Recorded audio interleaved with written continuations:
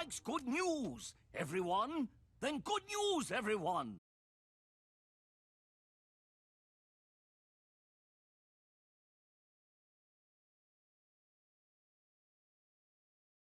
Never half butt. Use your whole butt.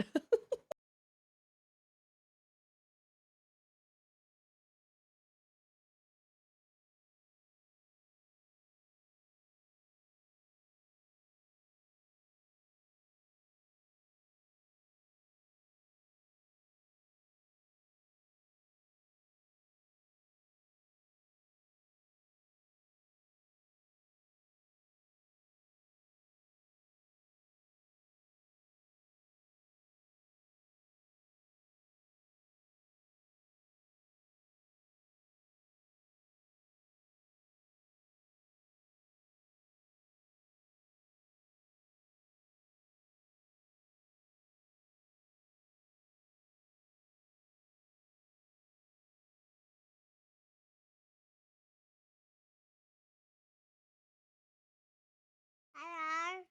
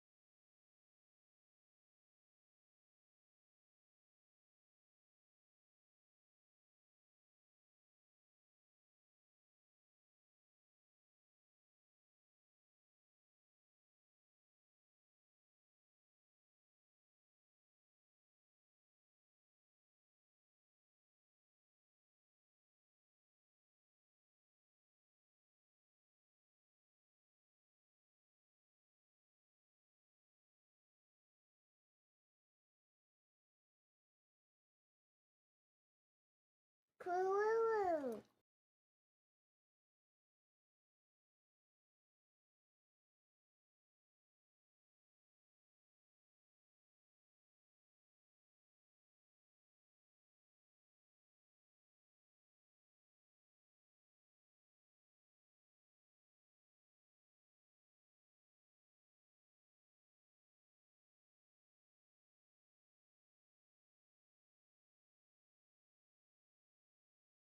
Dog, pig, loaf of bread.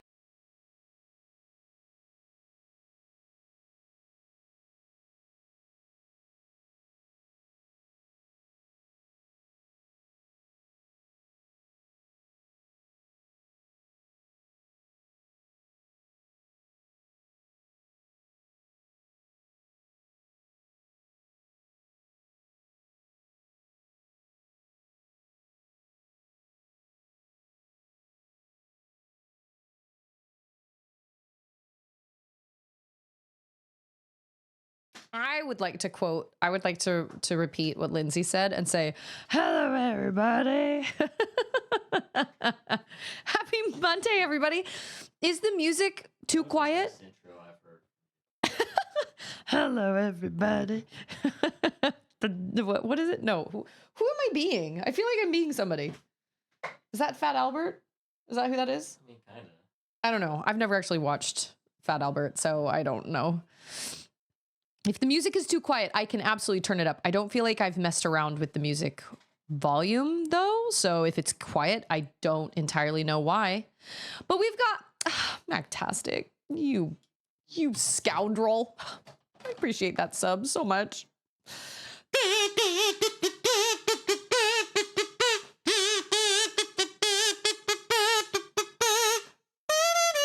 Ooh, that was high. Da-da-da-da.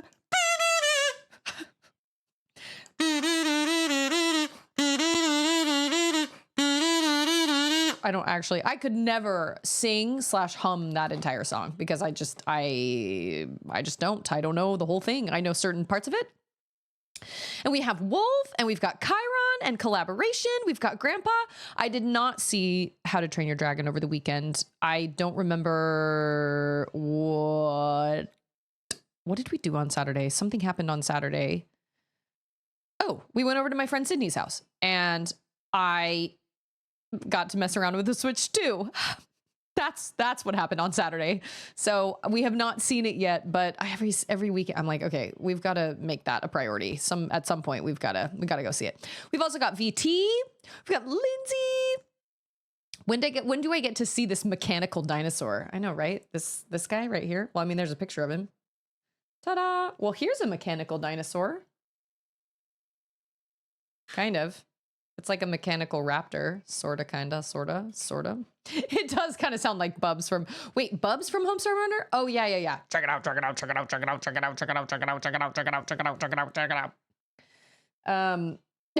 Yeah, that's right, Bubs. I was thinking you said Homestar, but where did I get that?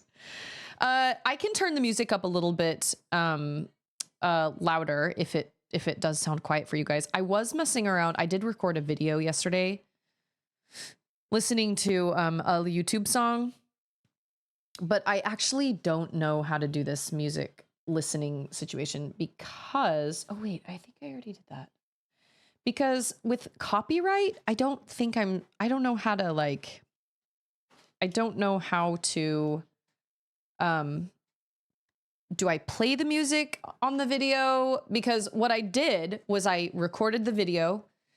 I recorded like my intro, and then I listened to the song, and then I watched the scene that the song went with. So even if I'm not, like, as I was editing it, I had the song like recorded separately so I could add it and like, edit it down or make it smaller or make it shorter or whatever. And I was thinking, oh, I can't do this because I'll get a copyright claim. But then at the same time, I thought, well, but I'm watching the scene in the same video, but it is cut up. It's cut up a little bit. I'm not watching like a 10, 14 minute scene all in that video. I watched the whole scene myself, but I just put kind of the highlights in the actual recording of mine. And so I was thinking, well, if I'm watching that, then wouldn't I get a copyright claim anyway? No, because I don't ever get copyright claims on my VODs for video game music. Interesting. My name's Millions, and I'm a son of a chipwitch. I don't know how others do it, but there are plenty of reactors to music and movies, so there must be a system in place. Oh, maybe you can only use like a certain amount of the song. I don't know, because I was gonna put the song in there, or at least part of it. I was gonna put like 20 seconds of it or 30 seconds of it in there. And then I was going to listen to it, and then I was going to say, all right, well, here are my, and then of course I have this moment where I'm like, all right, here are my thoughts that I have. I'm not going to record my whole entire play, like the whole listening to a 3 minute and 55 second song. I'm not just going to sit there and listen to it on a video. It just doesn't, I don't know. I just feel like that would be boring. Also, it's 82 degrees in your office. That sucks. Oh my gosh, that is really hot. That sounds like when our air conditioning went out last year. No, it was 2 years ago, I think it was. And it was brutal. It was so hot in our house. It was like 89 degrees, I think. So hot. I cannot even tell you all. It was so hot. I couldn't even handle it. It's so intense. Okay, now hold on. I am super confused. These instructions. I tell you what, I do not understand because it says I need this long one, but like, where does that long one go? I do not know. I think they're lying. I do not think I need a long one. I think I need two smaller ones, but I have never been right before. John, how are you? I just opened a melted Reese's. Well, I do love my Reese's frozen. I know. If it were Lego, I would know. But oh, I have to look at the next picture. That's why. This is the shorter one that goes right back up here. See? And then I have this one, which is 6. Yep, this goes right here. And then this one sits over the top, but its little sides hang off the sides. Shown in the next picture. I just need to look ahead just a little bit. It's all right. I can't believe Andrew left just as I got here. Can't help feeling insulted. Andrew is a busy person today. Do not feel insulted, I promise. He is a busy person. Oh, I gotta check my messages just in case. Okay, all right. All right, let's see. My mother-in-law needs to go to urgent care, and I offered to take her to urgent care, but she did not want me to drive her to urgent care. She did not want to be a burden, which I understand, but I was like, I am happy to take you to urgent care, so I just wanted to make sure I wasn't missing a text message, but she got there on her own, so all is well. Don't think she should have driven on her own, but that was her choice. So here I am, building Flegos. Maybe he's upset that Andrew didn't win last week's poll. Did I tell him about last week's poll? I did not. I don't think I ever told him about any polls. Okay, 1, 2, 3. 1, 2, 3. I need 2 of those. 2. All right, I think I can figure this out.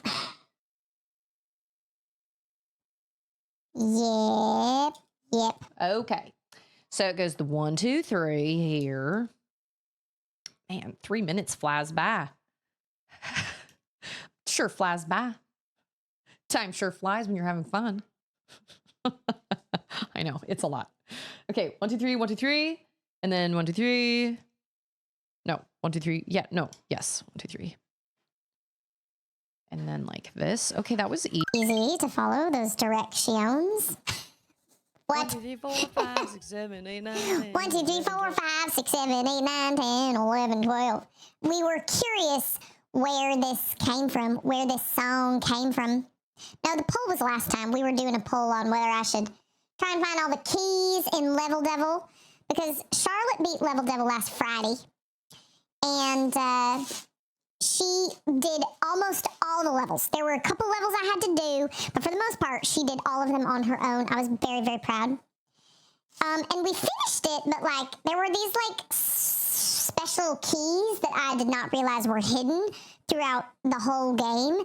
And so we only had 1 key, and we finished the last level, but like we kind of felt like it was a tiniest bit of a letdown because we did not have the keys. So Charlotte was like, I'm done, and she walked out, and she was done. So I did a poll and asked if people wanted me to do Skyward Sword or if they wanted me to go find said secret keys. And everybody said Skyward Sword. Okay, I do believe that is the piece I'm looking for.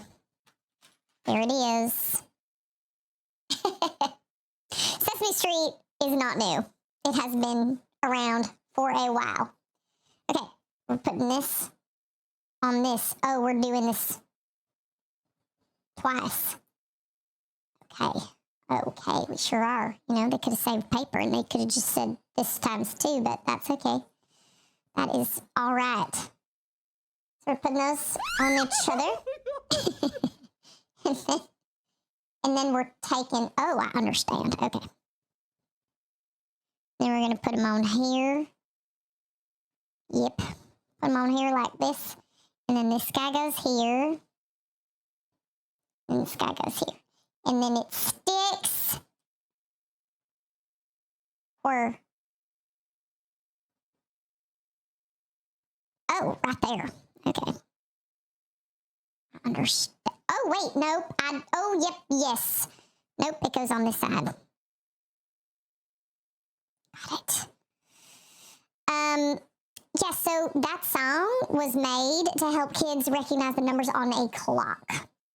Because Andrew was like, I'm sorry, I do not understand why it stops at 12. Why does it stop at 12? Well, because they were teaching children how to read a clock. I do not see you anywhere.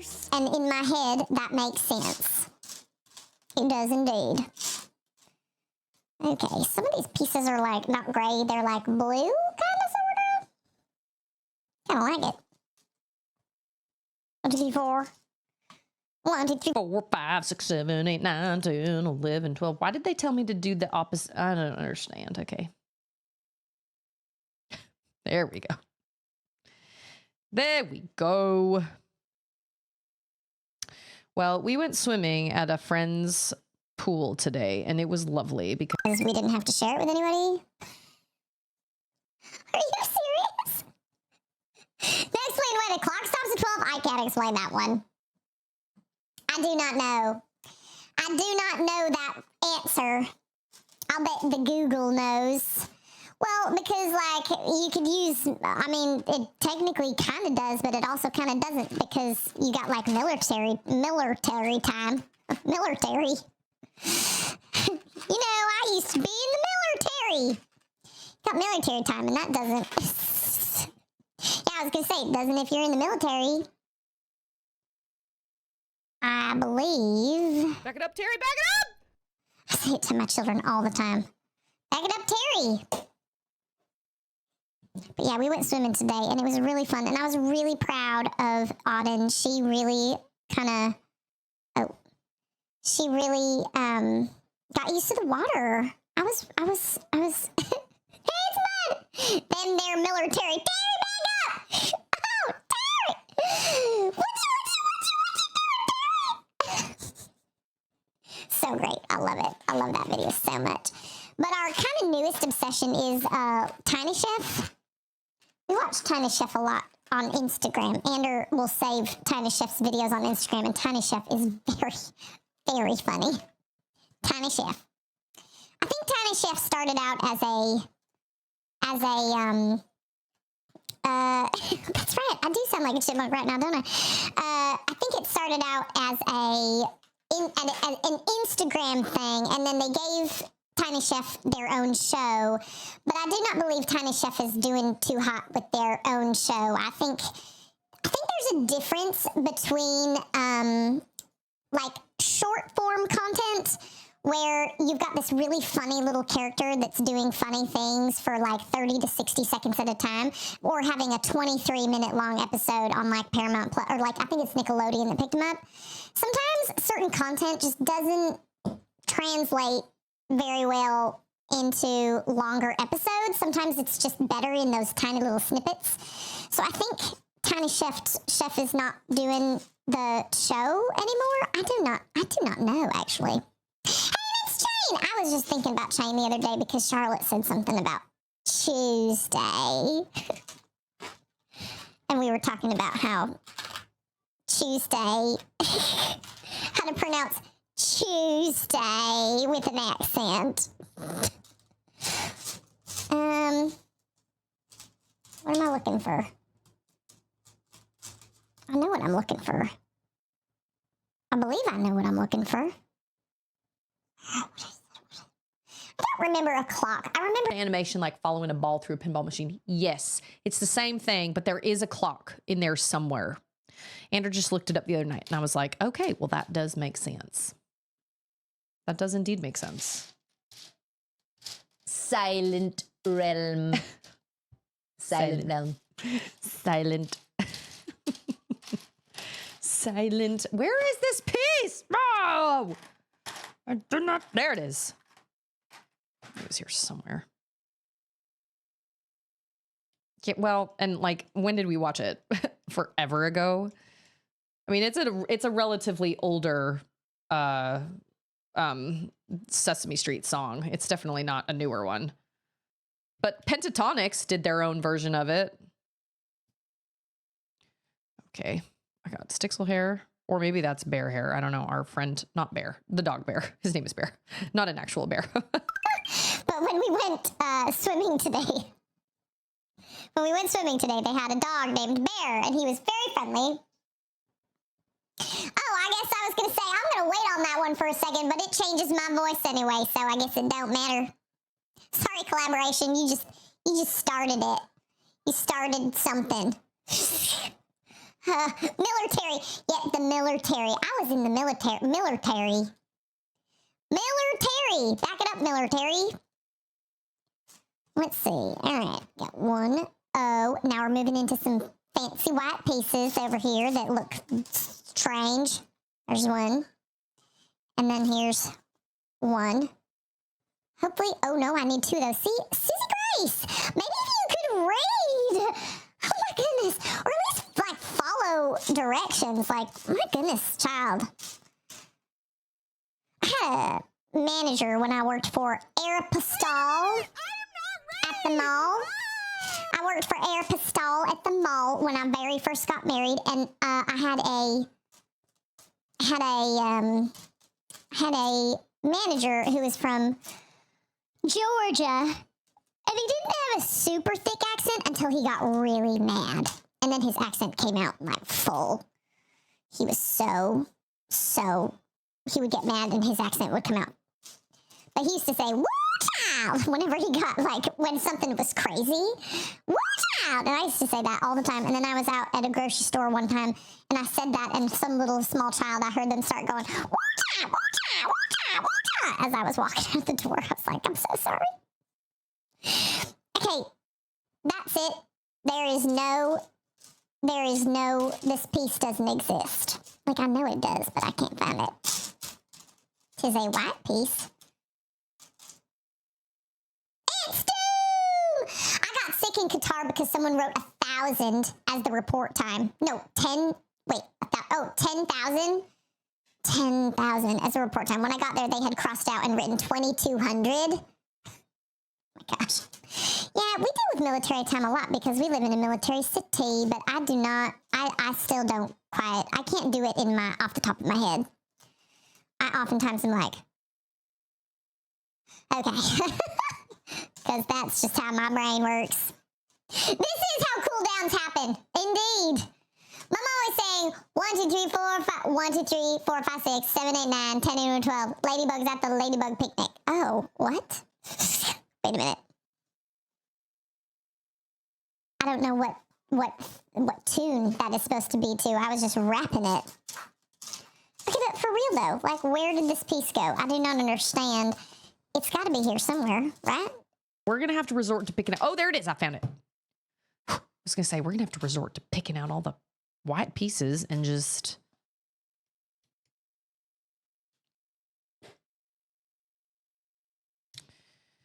this and this. And then this sky goes right here. Yep. I'm going to have to report you. I'm gonna, oh my gosh.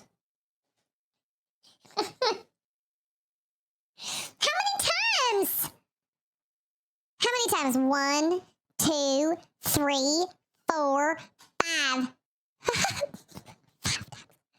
Collaboration, I'm so sorry. This is why we can't have nice things. Okay, hold on. This one? Oh, we need 4. I read that right. 4 right off the bat. 1, 2, 3, 4, 5, 6, 7, 8, 9, 10, 11, 12. And then Susie Grace is like, that's it. You guys, this is why we can't have nice things. I'm taking this away from y'all. We're going to do some cooldowns. I mean, I can't hear what I sound like. Welcome to the banana. I should change my name. Banana Bell. Change my Twitch name. Man, I think rebranding on Twitch would be real hard. After you've worked so hard to build up a community. And I mean, your community knows, but like no one else does. So you've done all this. It's not over till You've done all this, like, just 1,000. Not even PM. Not just 1,000. Or however that, what is that? Do you say 1,000? That sounds real silly. 1,000? Or 100 hours. Yeah, the banana bell. Bananas, what did they say on the Donkey Kong? What was it? Banana bell? No, bonanza. Banana, 1,000. Okay, here I'm over here saying 1,000. Trekkie, how are you? I had an old coworker that used to be like, how are y'all? I mean, if somebody came in with like multiple people, you know what I'm saying? What's piece am I looking for? This, nope. The Banana Bell. Welcome to the Banana Bell Show. She is struggling trying to find a Lego piece among all the people. Will she find it? Will it blend? We don't know. Where is this piece? Like, I know what I'm looking for, and I can't find it. What the hey? There it is. Nope, lies. That's not it either. Dang it. There it is. Okay, so we put these two pieces together. Just got the flying car mod. Oh, I was going to say, I'm sorry. Did you just get a flying car? Okay, Ron Weasley. No, I did not set my timer, but my voice will change on its own. Voice mod goes off after 3 minutes. I've never played Cyberpunk. Never have I ever. Ooh, that's a long time to spend in a car. I am not jealous of that at all. No, siree. Not at all. You know, Andrew drives a lot for his job. I would have a really hard time with that. But then again, maybe I wouldn't if I did it more often. But I don't have to drive that. Hey, it's Sydney! Yo.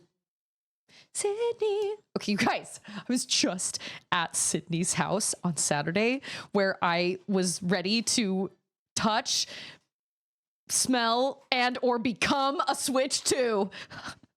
It was amazing. We had so much fun. We played Mario Kart. We played Mario Kart. We played Ultimate Chicken Horse. How many of y'all played Ultimate Chicken Horse? Because that was the first time I'd ever played it, and it was so much fun. Oh my gosh, I loved it. Wait a minute. Brother Sanders said he drives like 7 hours for his work. Wait, 7 hours? Like a day? No, not a day. Like a week? Does he commute down to Austin? I do not know. Or he doesn't commute to Dallas, does he? Turkey was in Idaho for a few days. Last stream I was here, I was sitting in the back seat. Oh, nice. Sitting in the back seat. Oh, doesn't that just fit so nice? My mission to get Susie to play Doom may have failed, but she's slowly being turned into a Mario Kart fan. That is a bold statement. I would not say that I'm slowly being turned into a Mario Kart fan. We had a good time, but I loved playing Ultimate Chicken Horse. That was so much fun. Sydney was absolutely hilarious. So much stress. Okay, I am going to tell y'all my review of the Switch 2. It was so much fun. We had a great time. We just nerded out the whole time, just talking about games and all sorts of fun things. My review of the Switch 2 is I want one real bad. Like, to the point where I almost told Sydney's husband, like, do you want to go on base and get me one right now? Maybe go over to that GameStop and see if they have any more over there. It was actually, I thought it fit in my hands fine. It felt, this is going to sound so silly because I have this funny voice mod on, but it felt very much like, what the Switch should have been when it was first released. It doesn't feel as loose I think, like, I have to be careful sometimes when I'm holding on to my Switch because I have had the Joy-Cons just kind of get knocked loose and then they disconnect. The Switch 2 Joy-Cons feel super, super sturdy. I was really surprised. With it being just magnetic, I mean, there is a button for you to release, so I don't know if it's 100% magnetic, but they feel really sturdy. I never felt as like I do with these when I'm being really careful, because sometimes if I have to just hold it in one hand, I'm like, I gotta be super careful because I don't want these to like disconnect or whatever, or they'll think that I've lifted it. The Switch will think I've lifted it and I have to kind of like re-lift them and click them back down. Maybe that's just because mine are old. Maybe mine are just older, you know, Joy-Cons. But in all reality, I really, really thought the Switch felt super good in my hands. I did not feel like it was too big. I didn't feel like it was too heavy, but y'all, the screen, it's massive and it's phenomenal. All right, I'm putting a cooldown on. This is the last time. Y'all forced my hand. Y'all forced my hand. I don't think it's an OLED screen. Screen. I do not think it is an OLED screen, no, but it is just large and it is so clear. And I guess it's not really, like, I know it's not OLED, but like, oh my goodness. It is just, how do I set cooldown on this thing? I can't remember. I think I go to platforms. What am I doing? Oh, accents. Is it set up? No, that's what it is. Let's see. Wait, where is... Oh, there it is. Okay, I see it. I've never had anybody do this before. Oh, there should be a global cooldown for 180 seconds. How many seconds is 180 seconds? Just give me a break for my voice, or my accent.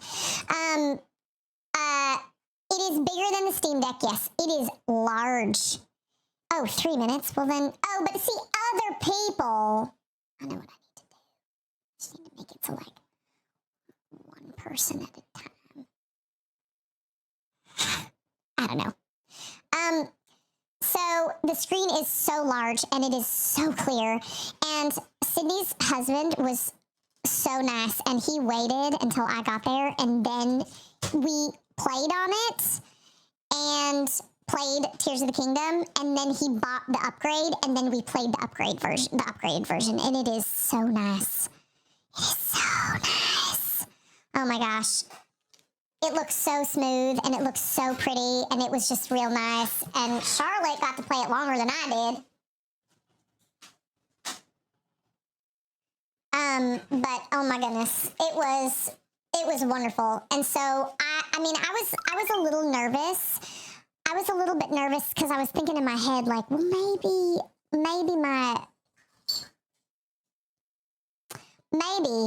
it's going to be too big for my hands, or maybe I won't be able to handle it or whatever. I thought it felt fine. I thought it felt totally fine. It felt current, or it felt, how was I going to say current? It felt very solid.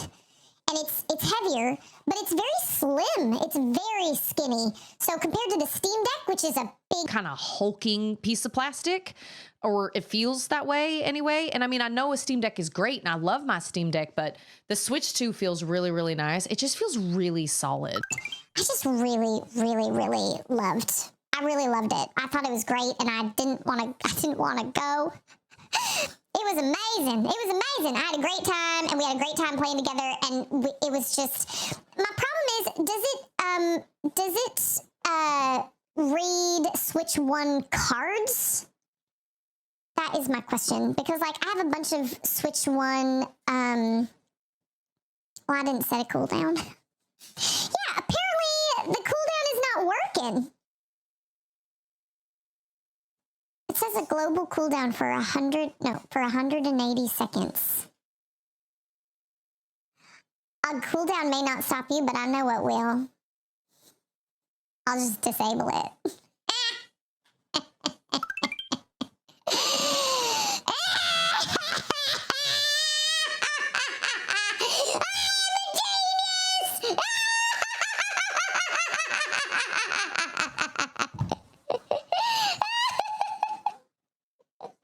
Charlotte's like, what is happening?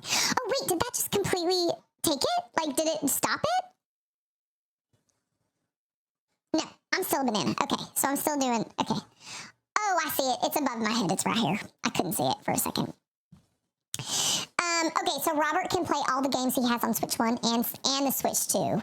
The Switch 2 screen is better than the base Switch 1, not as nice as the OLED. Does that change the banana? It does! Oh my gosh, VT just got voted out. No, not voted out. Just, I'll turn it back on here. That laugh, oh, like, what's her name from Skyward Sword, or not Skyward Sword, that's what we're playing. Emperor's New Groove. Bought out by Cheaper Redeem. Oh, yeah. I'm just tired of talking to it. Well, I would say I'm just tired of talking to the Southern accent, but some people don't get to turn that off. I'll disable it for a little while, and then I'll re-enable it. Because you are worth it. But seriously though, in all seriousness, Switch 2 was awesome. I loved it. We had a really good time messing around with it, and we all messed around with it, and weirdly enough,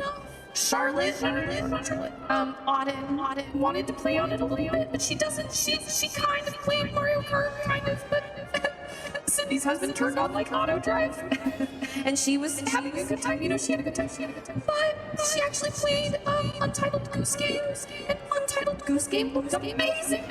And Sydney's husband was like, yeah, weirdly enough, the worse the game was, like, started off, the better it looks on Switch 2.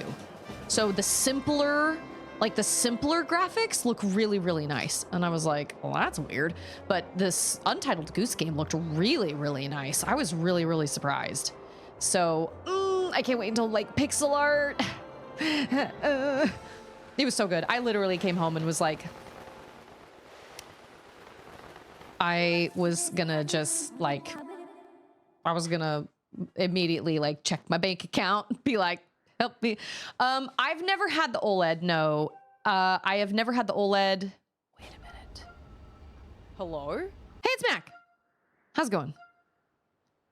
I feel like the West Desert is where I need to be, maybe. No. Desert entrance? No. West Desert. I think the West Desert is where I need to be. I think so. I've never, but my sister got the Tears of the Kingdom OLED, and so I did see the screen on that, and the OLED screen is really, really, really nice. But see, I've been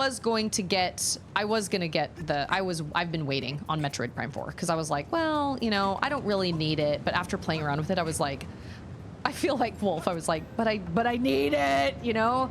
I feel like SpongeBob. I don't need it. I don't need it. I don't need it. I don't need it. But it was really, really nice. But I was really pleased with how it handled and how it felt in my hands, and how I just was really, really pleased about that. I thought it felt really... Nope. You got 15 more minutes, remember? VT? Due to, in true Southern style, if you were here right now, I would smack you upside your head. Oh my gosh. What happens now? Oh. Nice timing. I've been meaning to look for you. What? Are you gonna comb this whole desert? I'm gonna talk to this guy and it's gonna be amazing! Nice to see you, Locke! What's your name? Your name's Golo! Yes. Thanks, VT. What am I doing? Okay, Banana, listen. I've unleashed too much power. Too much power. This VOD is going to be an interesting one for all the people that come later. Steve's been banned. Okay, he found this tiny, whiny little hole. Yeah, oh yeah, you're supposed to say, oh, VT, we love VT, bless his heart. No, we do love VT. VT's great. Hi, I'm VT, and I build Legos. What a story! I buy lots of Legos and have time to build them. I found the large cache of time shift stones. I can pay you back tenfold now. Oh my gosh, well thanks. To be totally honest, oh, okay, you missed a spot, my dude. I've lost track of all the redeems. Am I supposed to still be talking in a southern accent? I can't remember. Seriously though, Switch 2, like I am now extra jealous of the people that have a Switch 2 because I really, really enjoyed playing it and it was nice and clear and it just felt new, you know what I mean? Like it just felt new and it felt fresh and it felt a lot sturdier and more solid than my regular Switch, for sure. Oh, the Gorge. That's right, I forgot it was called that. I vaguely remember this place though.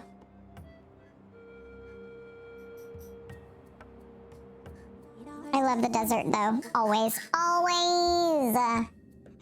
I'm not gonna spoil what song I listened to last night, but once again, I was like, sounds like a desert. I'm imagining sand.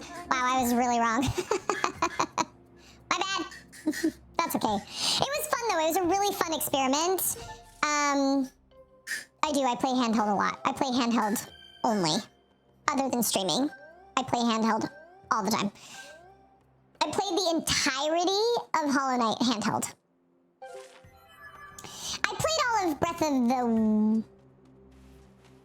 You know what? I played most of Breath of the Wild handheld. No, did I?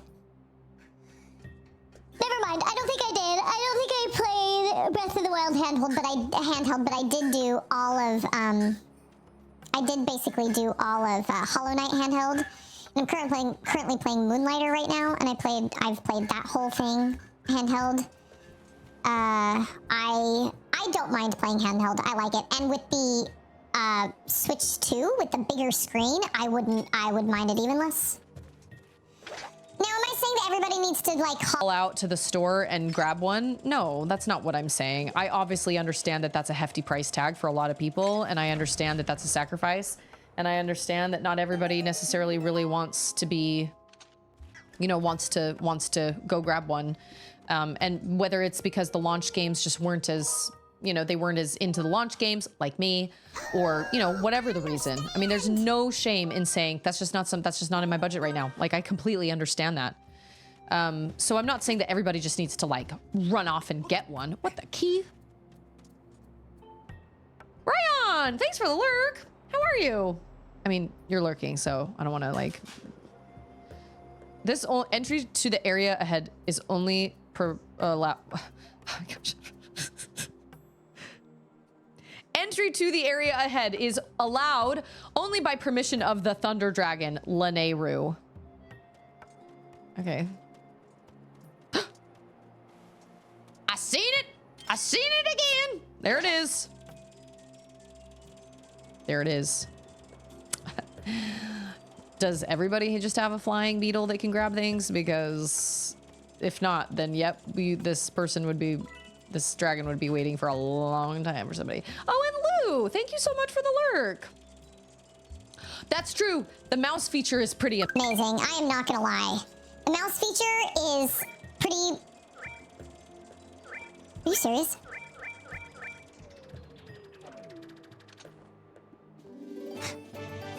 What? Wait, oh, but it did come back to me, I guess. Yeah, so the mouse feature was also really impressive. There was nothing to it. You just unclip it from the, like Trekkie said, I guess it pushes the magnet away. You just like unclip it and it works like a mouse perfectly. It was really, really cool. Very, very cool. So, like I said, am I saying that everybody needs to rush out and get one? No, of course not. I just ran past the door I was supposed to go into. But I thought it was pretty cool. And after 7 years of having this Switch, Yeah, I will say it's not like, obviously it's not like a whole new console. It's not like a, obviously it's not a, it wasn't like an overhauled PS5. You know, it wasn't, I didn't feel like it was as big of a change from things as like, I don't know, you know, maybe the PS5. I don't know. I don't feel like consoles get that much crazier now. I feel like it's just kind of like iPhones. Like iPhones don't ever get that much more intense anymore. The changes they make are relatively small, but they charge more. And you're like, okay, cool. So I'm paying more for something that is mostly similar to what I had before. Now, at the same time, I think I remember somebody saying that they rebuilt the Switch hardware from the ground up. So it's not like they took a Switch and just like, you know, they kind of just rehashed the inside. Like they rebuilt it from the ground up. It doesn't feel a whole lot different, but I feel like if you're looking to have upgrade a system, I feel like it's a good one. But as far as the time, or I just read the word time. Oh, that's right. This is like a, okay. Well, that just took off without me. As far as, I don't know. Everything is going to be more expensive, and I know people were disappointed, and we've talked about this. We've talked this into the ground. I know people have been really, really frustrated about the prices of the games and the prices of the console itself, but I kind of don't really understand. I guess I don't really understand how. Oh, I guess I don't really understand what everybody was expecting because. Oh, that's the wrong button. Because everything is going to be more expensive nowadays, and so I just feel like, I don't know, that was just kind of to be expected. It was a little bit more than I thought it was To be, but at the same time, like, I just feel like, I don't know. I wasn't that surprised. And I know people are annoyed because now they, you know, it's like they set the precedent. So now other game companies feel like they can charge more for their games and whatnot. And I get that. I get that that's a frustrating thing. I totally do. But at the same time, like I said, I don't feel like, I don't know. It just doesn't, it didn't surprise me as much as it surprised some people, I guess. And it's one of those things, like it's absolutely, oh no! Oh, biscuits. Okay, all right. I was gonna say there's something up there, but that's gonna stop. That's because it's probably the Switch. The Switch. I thought it was a secret. It's not. Okay, all right, that is it. I'm deactivating all the change my.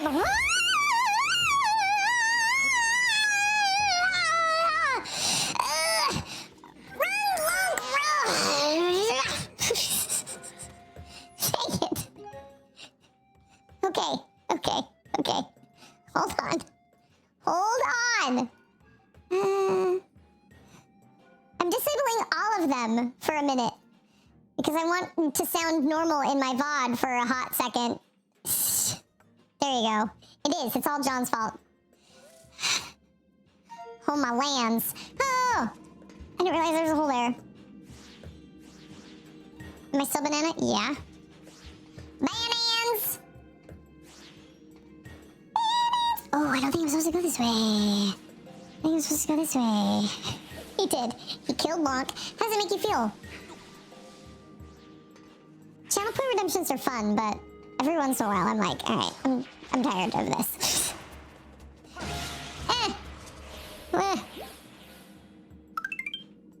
Oh.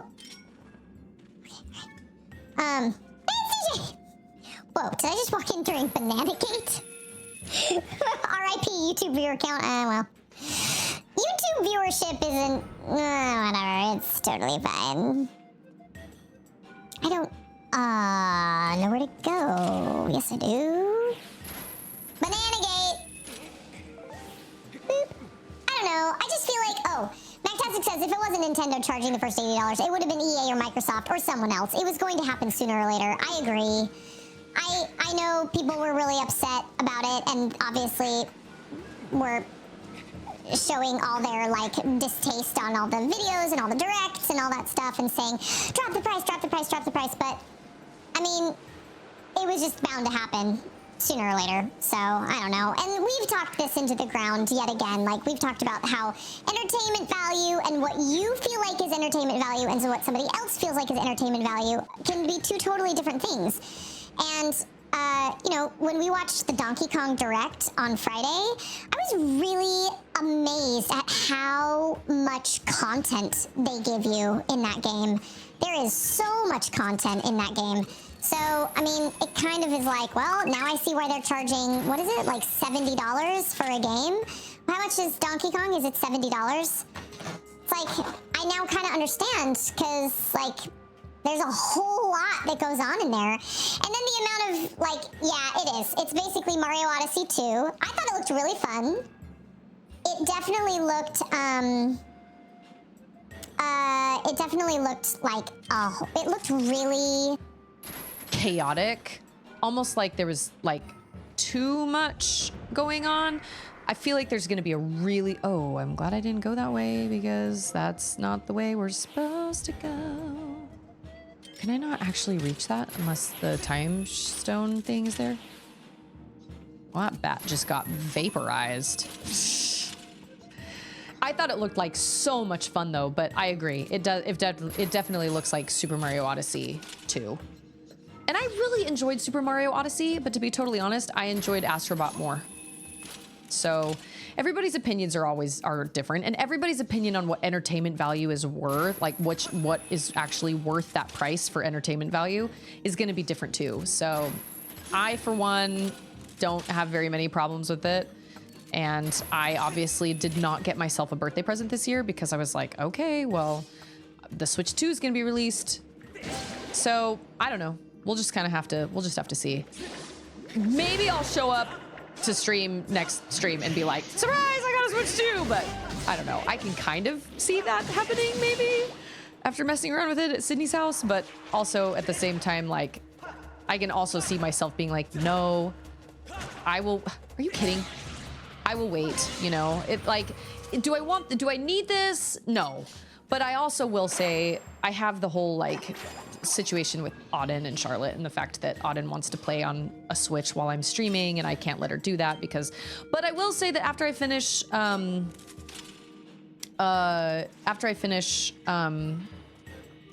what's it called?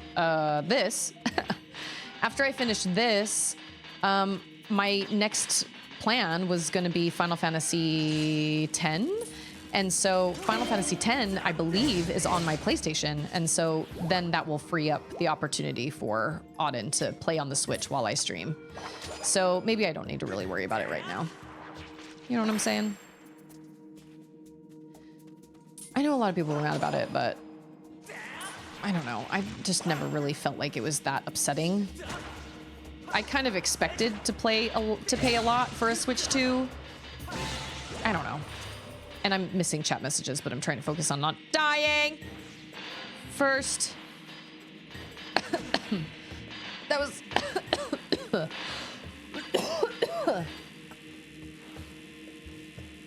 Yes, it is, actually, my sweet darling. I think I'm supposed to run this way.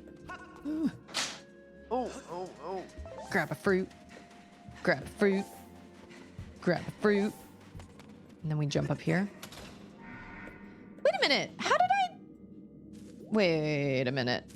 How did that happen? my drop. Oh, I thought I disabled it. You did. You did, Ma. Didn't I? Oh, no, I didn't. No, I did not. Oh. I refuse. Too much. Wait, did it actually... Oh, hold on. What's Did it actually do banana? coconut? No, it didn't. Why didn't it work? That's so weird. Ma, what is that? True, I did not disable the alert.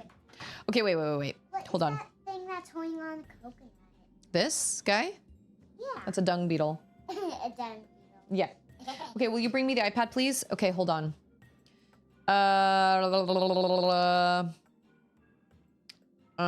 People are upset about console and game prices because our economy has gotten to where necessities are expensive, but luxuries are comparatively cheap.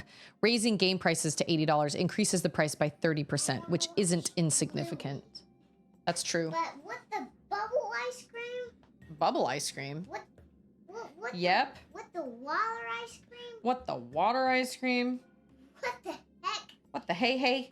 What the hey is that? What the hey hey, bro? There you go. What the hey is that? Wait, did you? Oh, never mind. It's fine. What the hey is that? Well, almost everybody screaming dropped the price did so while they were waiting in line at Best Buy during the midnight release. What the hey Go. what the All those things are things that I'm not going to explain to you right now. So go. Shoo. Shoo, shoo. Hiking the prices on accessories and amiibos feels like the money grab, though. That's true. That is true. I can see that. Especially when there are still indie games that sell for 20 bucks. See, this is no. I am not telling anybody to get off of their soapbox because oh man. Can you move any slower? Oh my gosh. We'll just run in circles. He's just gonna walk himself into, yep. Ah!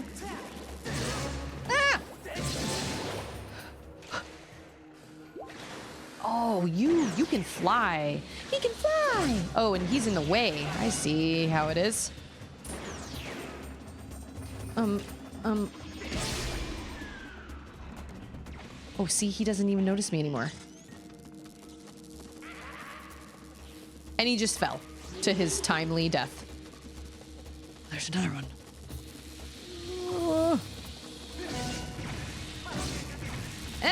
Everybody! Oh, shoot! They make you. Of course they do.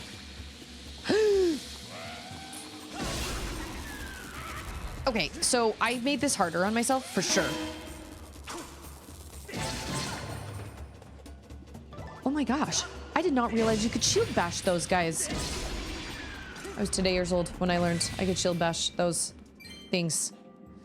Get off your anti-Southern Belle banana. I know, I'm not even hearing myself, but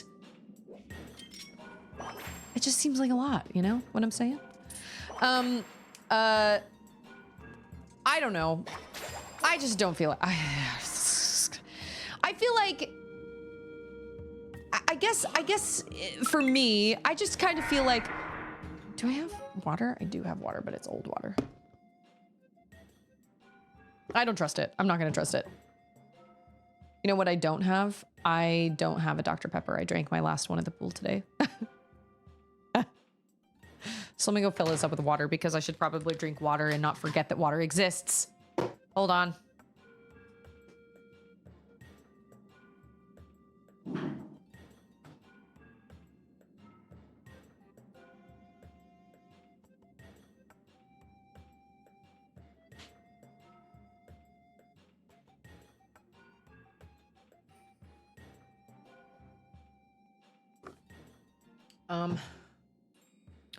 Ooh, my hair definitely looks like I was at a pool this morning. Old water sounds like dihydrate. I am convinced that one time when I worked at Aeropostale, before Andrew and I got married, we were dating, and I fully believe I drank some old water that had been sitting in like this big jug of water I had for weeks and weeks and weeks. I am convinced it gave me food poisoning because I suddenly just got on this whim. I was like, well, I'm really thirsty right now. And I am almost 100% positive it gave me like some sort of food poisoning is probably the wrong term, but something like that. Like it made me so sick. Oh, there's one on top. I did not see the one on top. That would have been nice. Yeah, I'm gonna have to go get more Dr. Pepper tomorrow morning or something. Vroom. I guess I just... Oh, like I said, we've talked this out, but like I just don't understand. I assumed it was gonna be expensive anyway, And I just never imagined in a million years that it would be the same price that it was 7 years ago, because obviously prices have changed, times have changed, and obviously, like, you know, it's a better system and it's more intense and whatnot. It just never really struck me as being that big of a surprise. I don't know. This whole thing is turning into a soap opera, or at least a telenova. Telenova. We did it. Is that all we have to do with this guy?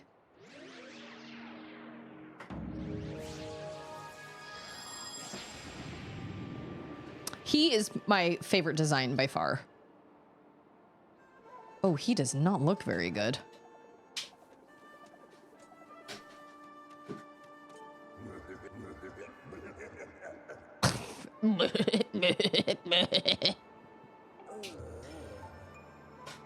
Yeah, he does not look great. Well, I needed a song. Okay.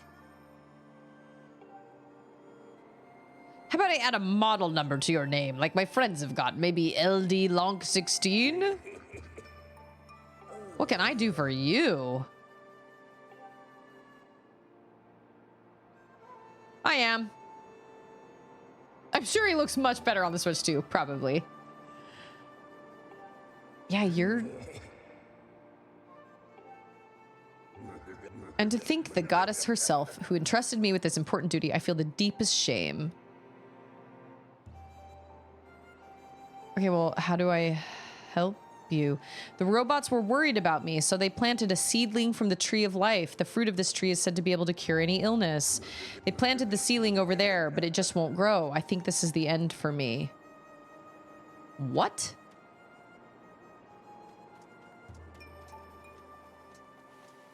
Do I need to get a time stone over there? Oh, this is as far as the time stone. It's as far as it goes. Oh, champagne telenova in the sky. Yeah, like I said, I'm not here to tell anybody what they should or shouldn't do with their money. I just felt like... No!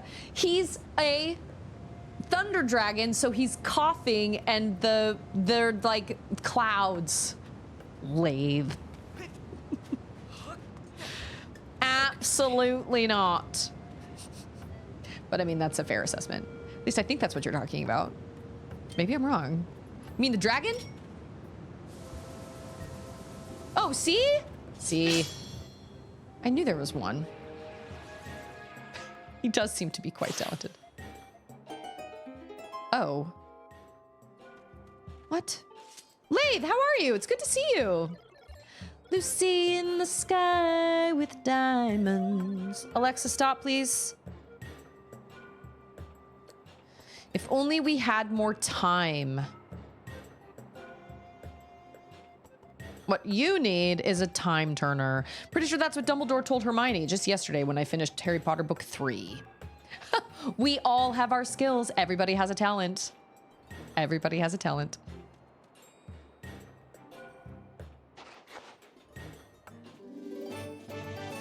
I got a life tree seedling. It is a very young form of a legendary tree whose fruit is said to cure any illness. What are you doing, Master Thunder Dragon? Why would they call him Master Thunder Dragon? Why wouldn't they call him Master Lanayru? Unless you mean to help our master. Well, of course. Listen, y'all, I gotta be totally honest.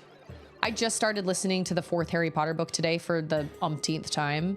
And I think the very first chapter in book 4 is one of the best chapters out of the whole series. It's the only chapter that is, no lies. There are 2 chapters that do not happen from the viewpoint of Harry. There's that one. And then, oh, are there more than 2? Harry, did you put your name in the goblet of fire? I think there are only 2 chapters. I think there's one in book 4, the first chapter in book 4. And then I think there's one in book 6, the very first chapter of book 6, which is also a really good chapter. It's creepy, but it's good. But I just love the way the first chapter of book 4 was written. I thought it was written really well. So we can't grow it here? Wait a minute. I've seen something like this before. Where did I see that?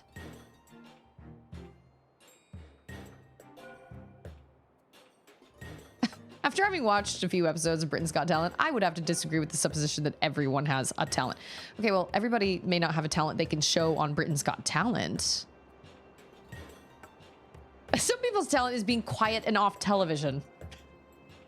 They just haven't realized it yet. True story. You are right. Some people have talents like they're really good listeners, or they are good at baking. That's not something that you can put on a stage at Britain's Got Talent, or or they've got they've got a good sense of humor, or like that I can totally see. Everybody is good at something. I just really think Michael Gambon's Dumbledore in movies 3 and 4 just aren't good compared to Richard Harris. Really, I felt the opposite. I didn't like Richard Harris's version. Rest in peace, both of them. I just thought Richard Harris was too old and too like... Dumbledore is like spry, kind of. And his eyes are twinkly, and he just... I don't know. Harris didn't do it for me. He looks the part, for sure. This is going to go against every fiber of everybody's being here, but the best Dumbledore... I'm sorry.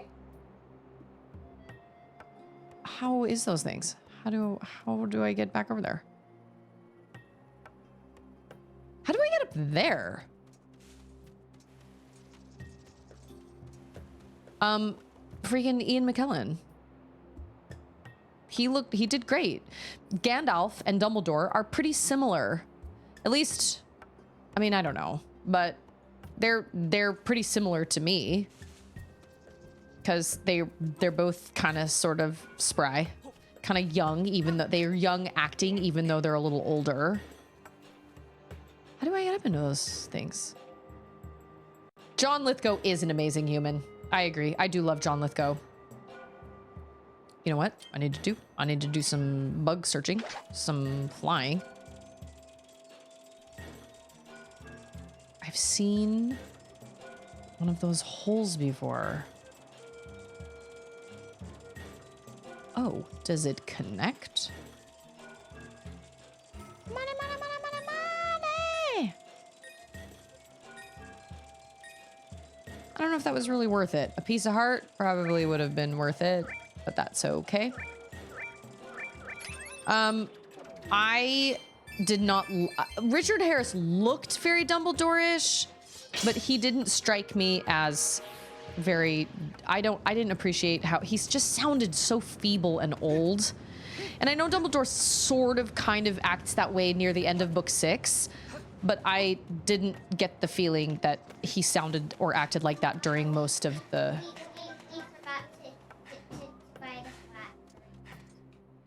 Oh, so we did. Look, man, we don't have any snacky things, remember? Because we just haven't been able to go to the store, so we don't really have anything for you to snack on. So sorry. It's gonna fly into this thing. Boom.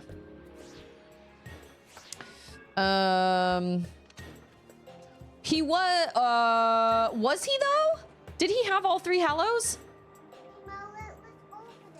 I don't remember if he ever had all 3 Hallows. I don't think he ever did. But I could be wrong. He did help Flamel make the Philosopher's Stone. I was going to say Harry was Master of Death. Dumbledore admitted to only being worthy of the wand because he never had all 3 Hallows at the same time. That's what I thought. I was like, I don't think he ever had them. Because when he had 2 of them, he didn't... Yeah. So Harry was the one that only ever got his hands on all 3 of them, but that was because Harry used them for the right reasons. And Dumbledore even admits that he wouldn't have been able to handle it. Yeah, but I don't think he got the stone until book 6. So he wouldn't have had all 3, because he didn't get the cloak from Harry until, or he didn't get the cloak. Well, he didn't have the cloak in book 6. It was Harry's in book 6. And I think at that point, Dumbledore also realized he wasn't trustworthy enough. Like he couldn't handle the pressure. Yeah, those are supposed to be thunderclouds. But I mean, Timothy Chevrolet, Timothy. Hey, I have seen that somewhere before.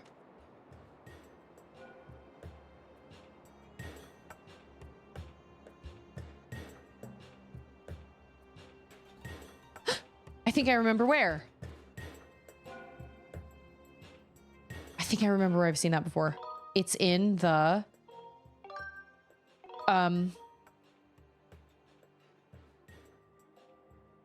wait a minute.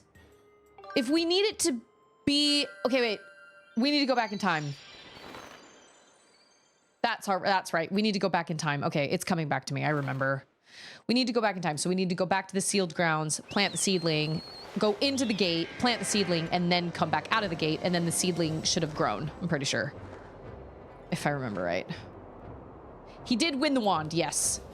But even he says in King's Cross, the King's Cross chapter of book 7, he even explains that he knew he was never worthy to have all 3 of the Hallows at the same time, because he'd proven that he couldn't handle having all that power. So I don't think he ever had all 3 of them at the same time, because he didn't find the stone until book 6. Yeah, I know. Bubby, it's not that we forgot them. It's that we legitimately... Whoa, hold on. Where am I going? We legitimately just haven't been to the store, love. Oh, I'm flying right over it. We haven't been to the store. I cannot go to the store right now. Yes, he was only worthy to have the meanest. The one with the bloodiest history. I know, we don't have a whole lot of things to snack on right now. I am so sorry. I don't know what to tell you. There's an orange in a bowl in your room, though. Have you eaten that? No, I don't want that. That's real food. I just want junk crap. That's all I want to eat. Why don't you understand? I just love junk. The whole plot twist of book 4 is one of my favorite book plot twists I've ever come across. It was so good. It's amazing. Okay, Sissy can get you. Actually, I think there's some in the fridge already. What is that? That is the Gate of Time. It's pretty cool. We're gonna go inside it right now. Ooh. If you can't find it in the fridge, then have Sissy go grab it for you, okay?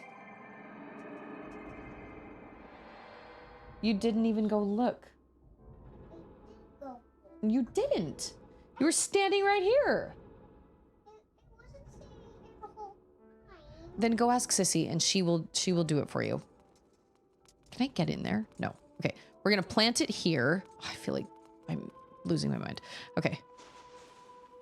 I wish gardening was that easy. All right. It's going to grow and be perfect. Is anybody going to water it? No. Are you going to water it? For thousands of years or whatever? Goodness. Yeah, he's wearing the ring with the stone in it at the beginning of book 6 while trying to recruit Slughorn. Oh, I don't think I didn't know the stone was in it. I didn't think the stone was in it. I thought he'd already... I thought that he'd, like, taken... Oh...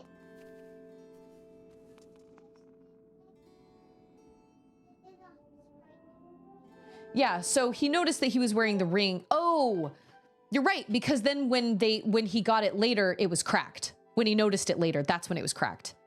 And he says, that was the ring you were wearing. Okay, I didn't realize the stone was inside it.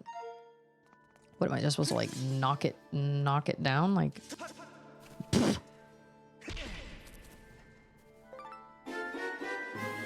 looks a lot smaller. Oh my gosh, I don't understand. Oh yes, and then he says, but the mouth organ was only ever a mouth organ. Hold on. Yo, what is going on?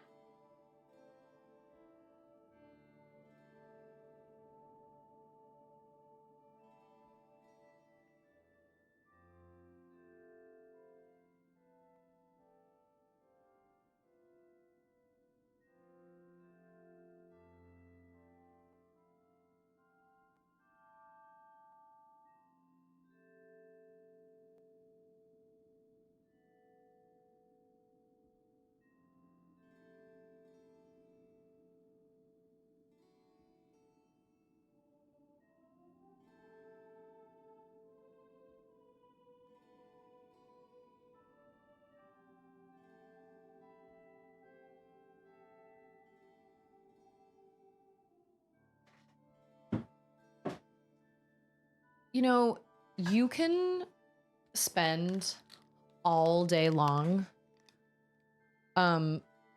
doing all these amazing things for your kids, and you can give them like the best day ever, and they will still find a way to be like, you're not being very nice to me. I'm like, are you freaking kidding me? We just spent all morning playing in the pool and eating snacks over at the pool and playing in the water and doing all these fun things. And then we got home and I made you lunch and I made you what you wanted for lunch. And now you have the audacity to come and get angry with me because we don't have enough snacky things for you to eat while you're watching your show. So help me. Insufferable. Yeah, I'm like, I can't, like we got home from the Auden city. We got home from the pool and I was like, okay, I'm going to make you guys lunch. And Auden was like, well, I want you to play with me. And I said, sweet girl, I can't play with you. I've got to work here in a minute. I got to take a shower. And she was like, I just want someone to play with me. I was like, we literally just spent 2 hours playing together in the pool. I did nothing but your every whim. Oh my gosh.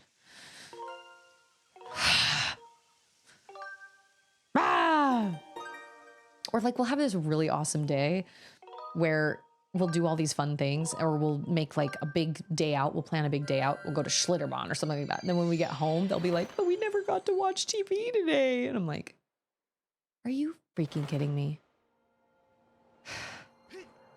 This is why Sydney and I hang out together, because doing it alone sucks. Trying to hang out with your friends or trying to like deal with your kids all on your own. And Charlotte is not bad because Charlotte is pretty independent and Charlotte is fine. But this is why Sydney and I are like, okay, well, we need to like get together and hang out with each other and with other moms from our ward, because it's like, oh my gosh. Will you get me some? Send them ASAP. Send them ASAP as possible. Bye, John. Have an excellent rest of your day and enjoy those snacks. We went to the store it was Saturday morning, and we went to the store because we had to get swimming stuff so we could get ready for today. So we got all this swimming stuff, and we went Saturday morning, and I had this raging headache, but we went Saturday morning. And then, I remember I was like, okay, we're going to get the things that we desperately need right now, but we'll just do a big grocery shopping trip on Monday morning. But then, or no, when was I going to do it on Monday morning? Maybe we went Friday morning.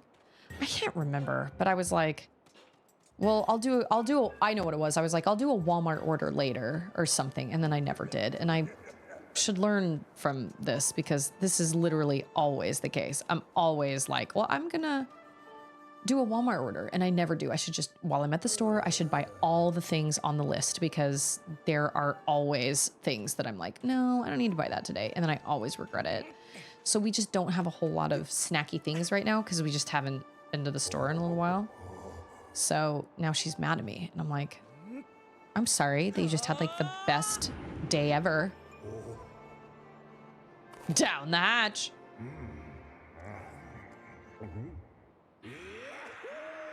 Zing-a-ding-ding! Thanks, chat. I can now not unsee the tail farts.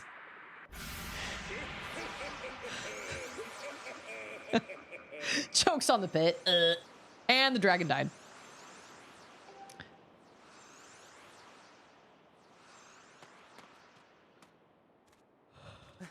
I think this Link is the most lonk out of the whole franchise. Oh yeah, he definitely looks a lot better. I wish I could get better that easily. Like, just eat one thing and I'm just immediately better. Okay, here's another really stupid question. Auden loses 10 points for Gryffindor. What? Yes. It's a dragon.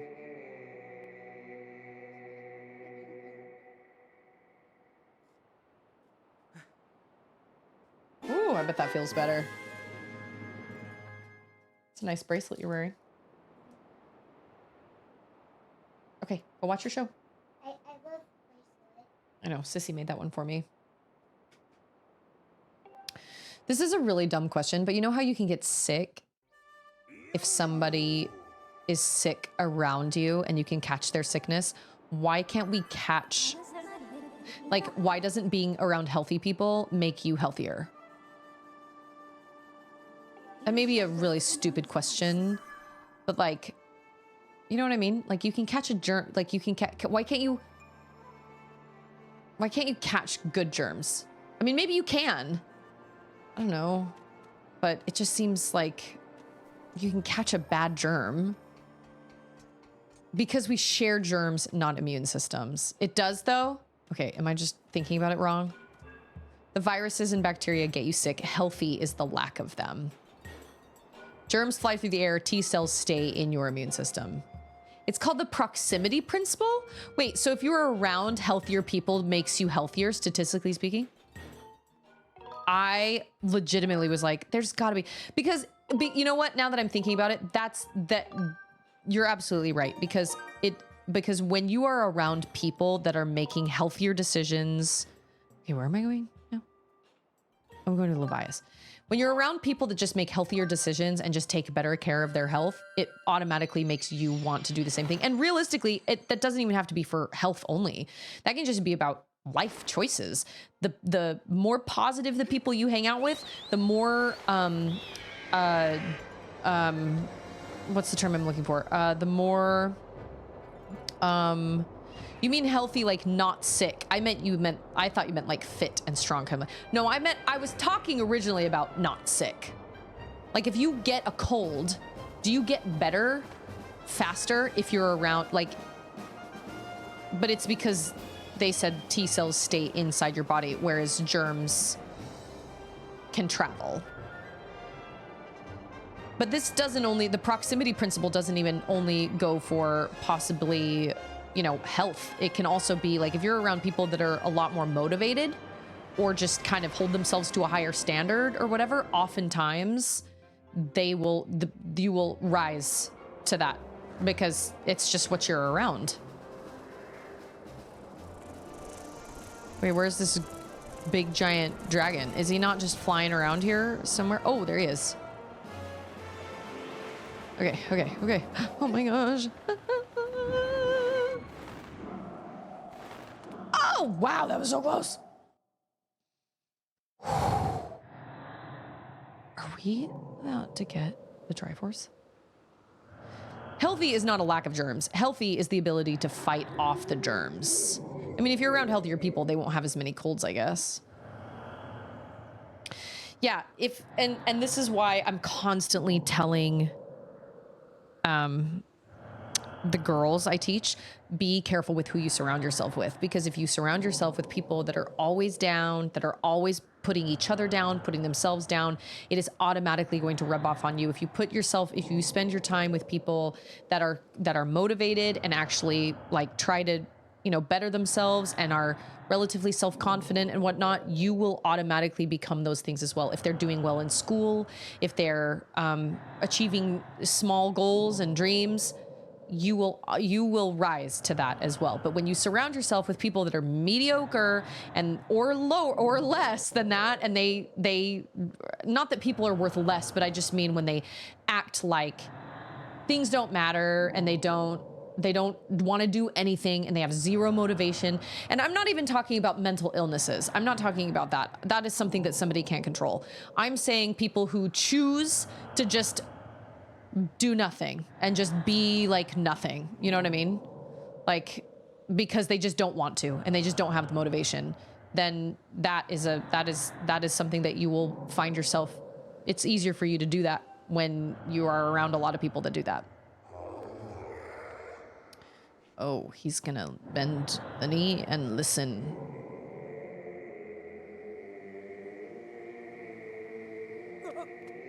Yeah, I'm on your back, buddy. Hold on. I'm on your head. Not back. Oh, weird how those kind of became hands, even though they're like wings. Weird. It's kind of weird. I'll tell you who's vibing. Link is vibing.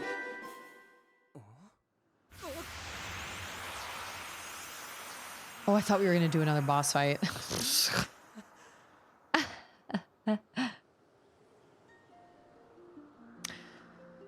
Like when newborns are breastfeeding, they say that breast milk is better than formula because it gives the moms immunities to the baby. Breast milk is like magical. If you're lucky enough to be able to give it to your baby, wonderful. But if you can't, then you can't. And that's what formula is for.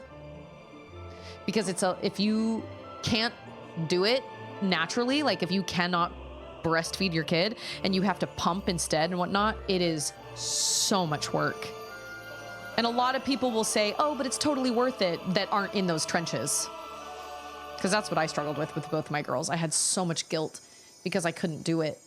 And I felt so awful. And I was like, but it's better for them. But you know what? A fed baby is the best baby. So we learned it. What do I do now? Master, there's a 96% chance that the dragons are going to break out into song. I actually had a dream that I was at a restaurant with my dad, and he... Okay, should you succeed in conquering the challenge awaiting you there? Awaiting me where?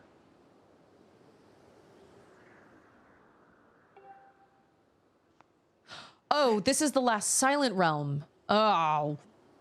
Shoot. Beans, beans, beans. Yes. I have determined that there is a trial gate somewhere among these floating islands that can be opened by the Song of the Hero. I don't need dowsing to locate that. I know exactly, well, maybe not exactly, but I know pretty close where it is. So having an immunity to germs is better than no germs. It's why peanut allergies got worse when society started being avoidant of peanuts. Yes, I remember that. I remember doctors telling me, don't just not feed your kid things because... I just flew through his wing. That reminds me, I just saw a Corridor Crew episode where they went over the movie Anaconda. Did you guys, any of you guys watch Anaconda with J-Lo? And what's his face? Oh, I did not know this. Owen Wilson was in it. And then what's his name? Voight. John Voight. And I remember my brother going to see it and the movie kind of freaked him out. Ice-T's in that? Stop. Really? Does he make it out alive? Anyway, they were talking about all the... They were saying that some of the special effects were really good. Like some of the rendering was pretty good. I could not get over the sounds of the snake. It sounded like just a whole bunch of people like screaming. I didn't realize snakes made sounds like that, but it just makes this like every time John Voight, the periodontist. I never saw it. My brother saw it, and he told me that John Voight gets like eaten and then like thrown up, like half digested. And I've never seen that scene in my life until I was cooking dinner yesterday. And I was like, I totally could have gone without seeing that. Not that it was that bad, but I was like, gross. Anyway, they talked a whole lot about the special effects and everything. And the whole time I was just like, what even is this movie? This movie's insane. Oh my gosh. And obviously now I'm like, this looks so bad. But I mean, it came out. How long ago did it come out? Oh, Ice Cube. Okay. Still though. Was he the one that was in Deep Blue Sea? Because there was another like rapper turned actor that was in Deep Blue Sea, right? Or am I thinking of Samuel L. Jackson that was in Deep Blue Sea? Or was that LL Cool J? I'm telling you. Oh, okay. All right. I was right. I was like, wait a minute. There are so many of them that have turned from like rapping and then they go into acting and I can't keep them all straight. Okay, ma'am. Why are we in here?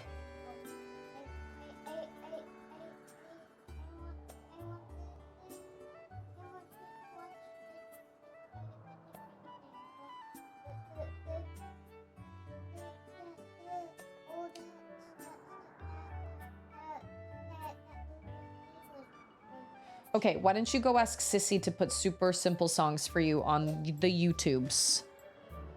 Oh, I never saw Lake Placid.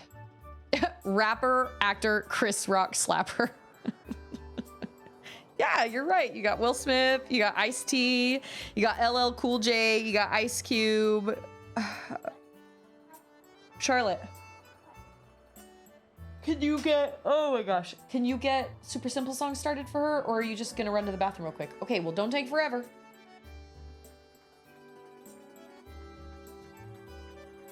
Oh yeah, snakes on these, I'm tired of these mother effing snakes. Here we go. Oh my gosh, okay. Obviously, I never saw Anaconda, but my brother talked about it, and I never saw Congo, and my brother saw Congo as well, and said, and Congo freaked him out because of an eyeball. I don't have any interest in seeing them, but just watching the scenes from Anaconda, I was like, this looks awful. But, you know, how do you do a giant? Okay, I'm of the belief that I'm of the belief that, like, I know that people have done like big giant spiders, and big giant spiders are spooky. Don't get me wrong. Like Shelob is creepy, and you've got these movies. I didn't realize this was Link's theme. This was like the theme.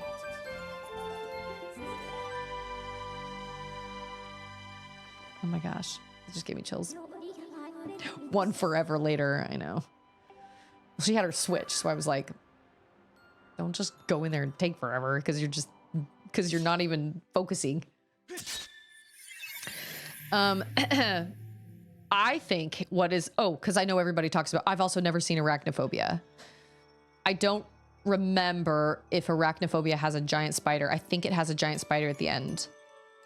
But in my opinion, and maybe this is why Arachnophobia was so scary to so many people, in my opinion, it is so much more frightening for there to be just millions of regular sized to slightly large sized spiders than a big giant spider. Because a big giant spider is not realistic at all. But if you were to find yourself in like a place that had been undisturbed for years and it was just covered in like egg sacs and spiders and stuff everywhere. I am not an arachnophobe, but I would say that is more frightening to me because it's so much, yeah, one horse-sized duck or 10 duck-sized horses. I just think that is so much more of a frightening concept because I could see something like that happening. Like I said, if you were to go into like maybe an old barn or like an abandoned house or something like that, and there are just spiders everywhere. We went firefly catching when we were, Tomb's like, I saw a preview for Snakes on a Plane. Everyone in the theater thought it was a joke until Sam Jackson came on the screen. Oh my gosh. I never saw Snakes on a Plane. Wait a minute. Was Justin Timberlake in Snakes on a Plane? No, he was not. Right? Next Zelda you play, name Link my dude. Wake up, my dude. I would do it. No, I don't have any questions. We were catching fireflies on this little island out in the middle of Lake Austin, and we had taken Anders' boat out to the island. He was like, I know the perfect place to go hunt fireflies. So we had taken some friends of ours, and we were running around the island and we were catching fireflies and it was really fun. And the sun was getting lower and I think we just had phones. And so we didn't bring actual flashlights, but I remember we were running around and it was getting darker and darker and darker. And all of a sudden we heard this scream.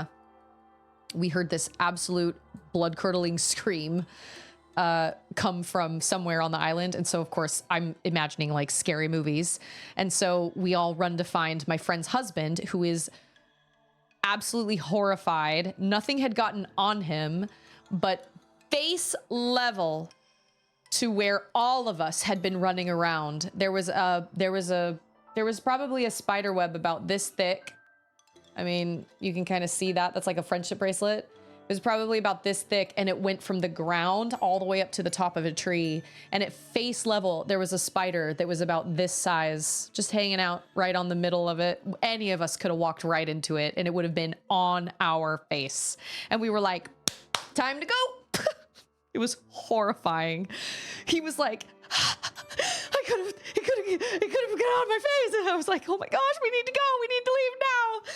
So yeah, the idea, and I've seen those videos too, where like they smack the net or they smack the egg sac and all those little babies come out. Nope. Wasn't there a movie called 8-Legged Freaks? I remember that was released. I don't remember who was in it, but I remember that had a lot of different spiders and stuff, you know, in it, like lots of different sizes of spiders. And obviously the graphics weren't that great. I think Shelob is probably the best giant spider I've seen animated. I can't think of many giant spiders I've seen, to be totally honest, but I know that that's kind of a classic, like big, scary movie thing. But realistically, any insect that size would be frightening, because a scorpion that size would be frightening. Even an ant that size would be frightening. A spider that size would be frightening. A dragonfly that size would be frightening. Even a freaking, or like a centipede that size would be frightening. All of those things. I mean, Goma, yes, but Goma Goma is video game graphics. And so I feel like that doesn't feel as real. Whereas, oh, he is close. He was getting ready to run. Oh, he was coming. Oh my gosh, okay. Okay. We can only get these here. Which direction do I go? Where do I start? I don't know. It's unclear. I don't know. Okay. He's gonna come after me for sure. Nope. He's just gonna mind his own business. Great.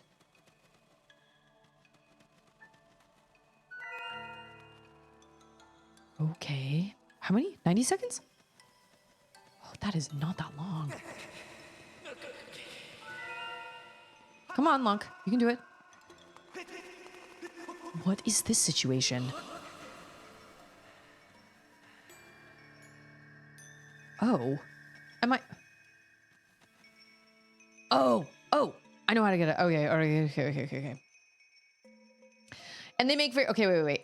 I feel bad for being afraid of them, for being so frighteningly ugly. If they could just talk, there'd be no problem. I know, my brother was like, do you ever think that maybe spiders are like, listen, I'm just as freaked out as you are. If you just let me go, I'll never come back. You know what I mean? Like, if we could just talk this out.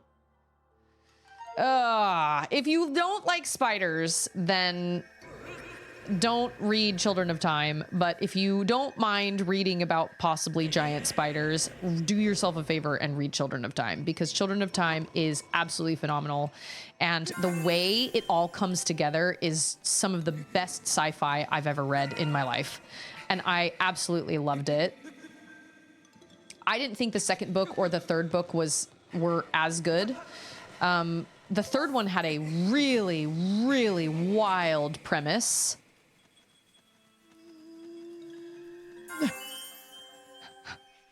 Okay. Oh my gosh. And I mean, Children of Time has a wild premise too, but man, I highly recommend it. It was so good. Blew my mind. It was some of the best sci-fi I've ever read in my life. It was great. It was so mind-bending. It was crazy. Okay, we're gonna... Oh, I hate that little merry-go-round of freaks over there. Okay, cool. I don't think those are the ones that chase you though. I think they're just doing their thing. I had a vivid dream once that I met the leader of the spiders in my apartment, and I struck a deal with him that I wouldn't kill spiders so long as they stayed hidden. A few months later, I saw a spider and I felt so betrayed. They die without prejudice now. Well, at least you had that dream. Like, I've never had that dream. I don't kill spiders most of the time. Most of the time, I will let them go outside because I understand that they are good for our, I was gonna say economy, not our comedy, our economy, our ecosystem. Like, I get that. Ooh. Oh my gosh, oh my gosh, oh my gosh. Okay. Is there another one up there? You know what? It doesn't matter. It's fine. We'll run this way. I understand like that they do what they do and that they are good. So I'm not gonna, most of the time I don't kill them. Also, the bigger they are, the bigger the mess they make. So I don't like that at all. Okay. Okay. Oh, there's one up there. Of course there is.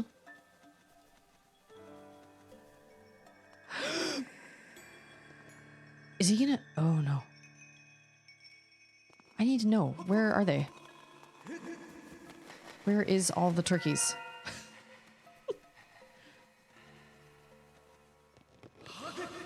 Okay. There's one.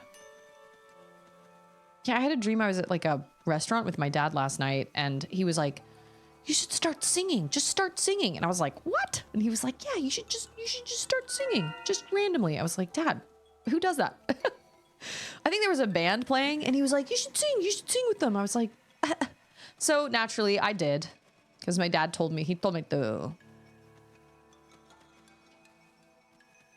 Oh. No, biscuits! Is there one close? Oh, shoot! Oh my gosh, he's right there, and there's another one. Oh my gosh, oh my gosh, oh jeez. No! Ah! No! Oh! Oh my gosh. That's the only time I've ever failed one of these. Biscuits. The bigger they are, the bigger the mess they make. That made me imagine big old spider boobs and then Spider-Man. No. Hey, it's Silent Techno! Yes. Thank you, Fi. I don't need you to tell me that. Obviously.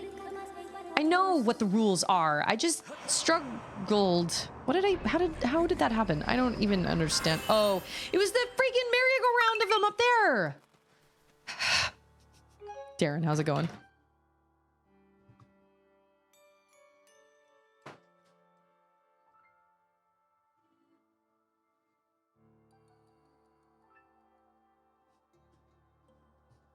There you go. Reminds me of me. Spider says, why are you so afraid of me? Person says, all of my precious previous reasons have been replaced by the fact that you can talk. It's like, bye, Lindsay. Thank you so much for being here. I know. It's like, well, I thought I knew. Yeah, I just don't like the way spiders move. I hate the way they move. And it's not that, like, I know that they're good for our ecosystem. And I know that we would just be covered in flies if we had, and other bugs if we didn't have spiders. Like, I know that. But man, I should have saved a tear for this moment right now. Okay. Yeah, that was the way to do it. Good job, Susie Grace. You did it. You should be proud. Okay. There's one down here. Okay. Oh! I did not realize that was the water. Okay. Oh, and now there's one down here. He's waiting. You know what? Tell you what I'm gonna do. This is what we're gonna do. Easy. Right? Is he back? Are you kidding? That is the worst. No, run, oh my gosh. Can I hide by you for a second? Okay, all right, that's fine. I do wish Noah would have swatted those mosquitoes. Gosh dang it. I know. I'm also irritated about that. Why? Why? Don't take unnecessary risks. Look. As if it's his fault. 'Tis my own fault. Okay.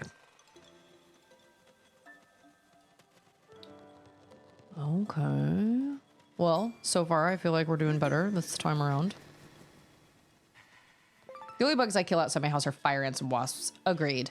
Pretty much almost, I do kill earwigs because I don't want them to pinch my children. But anything that has like a stinger or you know, something that can pinch. I knew it. Oh, you were Not even necessarily biting, but like anything that can sting my children. So wasps. I don't normally kill bees. I will mostly just tell the girls to come inside if there's a bee, but most of the time there's no bee. Like we don't really have bees outside. We normally have wasps that are looking for a place to build a nest. So I really try not to kill bugs outside because I know that they do good, but and like I know spiders aren't bugs. I don't even think scorpions are technically considered bugs. Aren't scorpions technically arachnids? I don't know. But I would kill a scorpion. And I would kill... What is this for? I'm sorry, do I not get a box? Get over here. Would you like me to get you a box? Okay.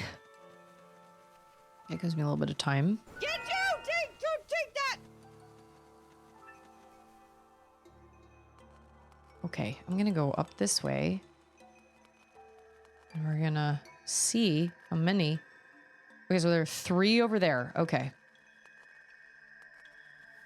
I'm gonna miss that one for a second. I've never faced off with a scorpion. I haven't ever faced off with a scorpion. Well, I guess I almost stepped on one. Can confirm. Scorpionion. That was a bad situation. It could have done a number on me, but it didn't. I don't know why. Okay, that was fast. But I will say, since living in Texas, my skin has become a lot thicker when it comes to bugs like that because they are just bigger here. They don't die off because it never gets cold enough for them to die. They can just kind of like go underground and like hang out for 2 months and then they survive. So they just get really, really big. He's looking at me. I'm just gonna take it slow. And we're gonna... Yeah, those red ones. Woo! Okay. 4? I have 4. What? Where are 4? Where's one more? Oh, it's right there. Cool, cool, cool.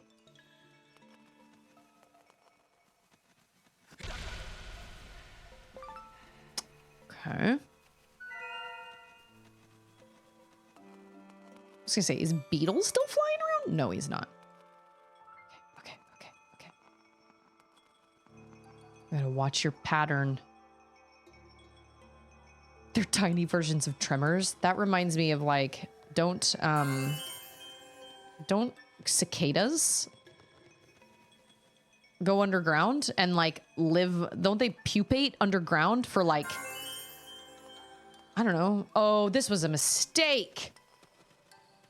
Oh, shoot. I shouldn't have saved that one for last. Oh, duh. Okay. Beetle is totally hanging out in the Silent Realm. Oh, no. Maybe I can do this one. Will they come after me? No, they're just... Don't do it. Oh, he's so slow.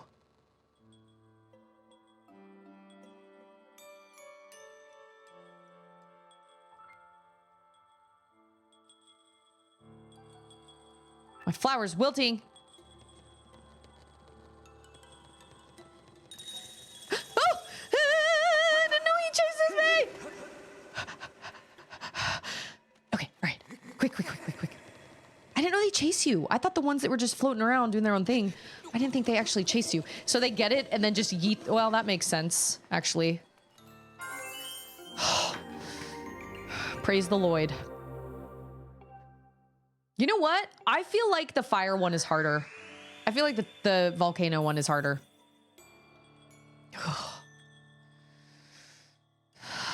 Okay. Does it wilt anymore? I don't think it does. I think I'm going to have to go to the store tonight because Sydney and I are hanging out tomorrow morning.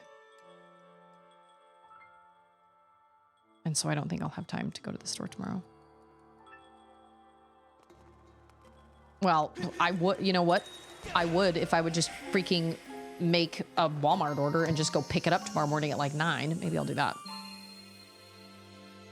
I love picking up Walmart orders. Like, or not, I don't love the act of picking them up, but I love that someone else can do my grocery shopping for me. It's great.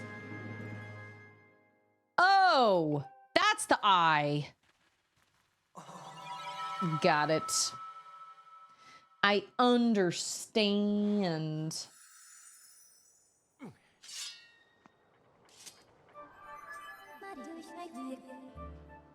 Thanks. It was hard, but I did it.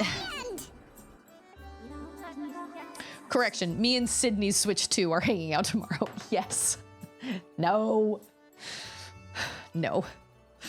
I don't know. I don't know how long I'll be able to hold out, honestly, because the whole idea, well, like I said, it'll definitely help if I stream, Final Fantasy X on my PlayStation. It'll definitely help because then that'll free up the Switch and then she can play the Switch while I'm streaming. And I think that'll be fine. And that'll take a little while. I mean, that'll take me a little while. Where am I going? I'm going... No, it's over here, right? I think it is this way. Oh, Sydney was so funny. We were playing Ultimate Chicken Horse and... It was very funny. We were laughing so hard. Oh my gosh, we had a great time. It was great. That's right. I remember this. Oh, I bet Walmart delivery has changed her life. We're not Walmart Plus subscribers because I don't feel like Walmart is so close to us. I just don't feel like I really need it. But man, okay, true fact. This dungeon was so cool.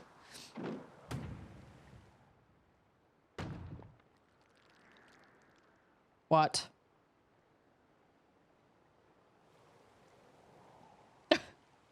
I wish they would have given Lonk a face of like...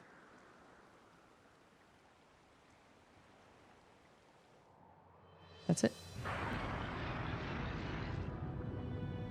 Whoa, dang. Just go ahead and pull out that 550 bucks. Tax, you know, tell that money thank you, but you have to go now. Chain's gonna send me a link soon and I'm not strong enough to ignore it. I know.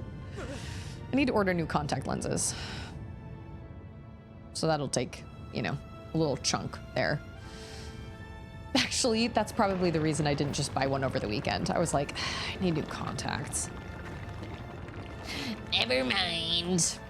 But to be totally honest, I don't know if I can find one. We looked at Walmart the other day when we went and they didn't have any. So, I mean, I don't know, but Sydney's husband, he got his on the military base and he said that the most GameStops don't open until like noon or something, but that GameStop on base opened at 9 a.m. So he was able to get there and they still had a couple. He said, I bet if we went back, I bet if I'd gone back like that afternoon, they would have all been gone.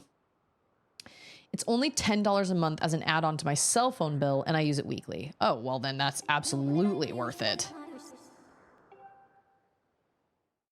Do you have like Smart Talk through Walmart? You know what? I should okay. It's 4 o'clock. Here's what we're gonna do. We're gonna go get goddess cubes because I don't want to start this dungeon with only a half hour left to stream because I'm not gonna be able to do it in that time. Who's the... If you have a bigger screen, your current contacts will be fine. You're not helping. Well, Anders the same way. He likes to actually pick up items. Like he likes to walk through the store and be like, okay, I need this and I need this. Oh, seeing that reminds me that I need this, you know? So he likes that about going grocery shopping. I normally have 2 small children with me and it's just a pain going grocery shopping. So I would much rather do Walmart pickup. Is it only $10 a month for everybody, or do you get a deal through your cell phone bill? Ooh. Cool. I decided to mark all the goddess cubes behind me. Oh yeah, HEB pickup too, and Sam's Club. I do wish we had a Costco. Costco does... What was it that Austin offered? Not shipped. Instacart. Instacart. Hey, it's Dad Bods! How's the new office, Dad Bods? Are you the coolest one in this whole chat because you got like the newest office? I like to walk through Fred Meyer's, but I hate going to Walmart. Wait, is Fred Meyer's still a thing? Are there still Fred Meyer's around? I love the cold room in Sam's Club. I could sit in there forever. We don't have a Sam's Club membership. Hold on. Is this... Oh, okay. I feel like I'm... What do we get these? Yeah, it's like $50 for a year. I think Costco's membership prices went up, but I think they only went up by like $10. Have I also unlocked that one? I can't tell. Yes, I have. Oh, I am prepared for that. And I guess technically you can go eat. Oh, listen, you guys, I am telling you, the thing Home Depot needs is a food court. Prolonged effects for potions. Right. Potions. Right. I don't think I've used a potion this time. I use fairies. I'm telling you, Lowe's needs 100% needs like a food court. They have like a little food truck outside, but they don't have any picnic tables because I have children that like going to Home Depot and I have a dog that needs to be socialized with people. And so it would be awesome if there was like, you know, like a place that we could, oh my gosh, turn around Lonk. What is this? What is this situation? Am I supposed to do this? Oh. Am I not supposed to like... You can bring dogs into Home Depot or Lowe's. I don't really know why, but you can. But I have a dog that needs to be socialized and needs to learn how to be around people. And it would be really great if I could take her to Home Depot and get my kids like lunch and we could sit there and I could put up a piece of poster board that says, my dog needs to learn how to make friends. Ask me for a treat. But I don't want to do that when it's hot. Oh, I see what that is. It's just a fast thing. I don't know. I don't want to do that outside when it's hot. So it would be awesome if I could do it inside somewhere, but any of the places that are inside, I can't. Yeah, needs like a food court or even like Costco, you know, where they sell, you know, relatively cheap food items and stuff. I'm telling you, that's what they need. Yeah, that's right. But I'm full.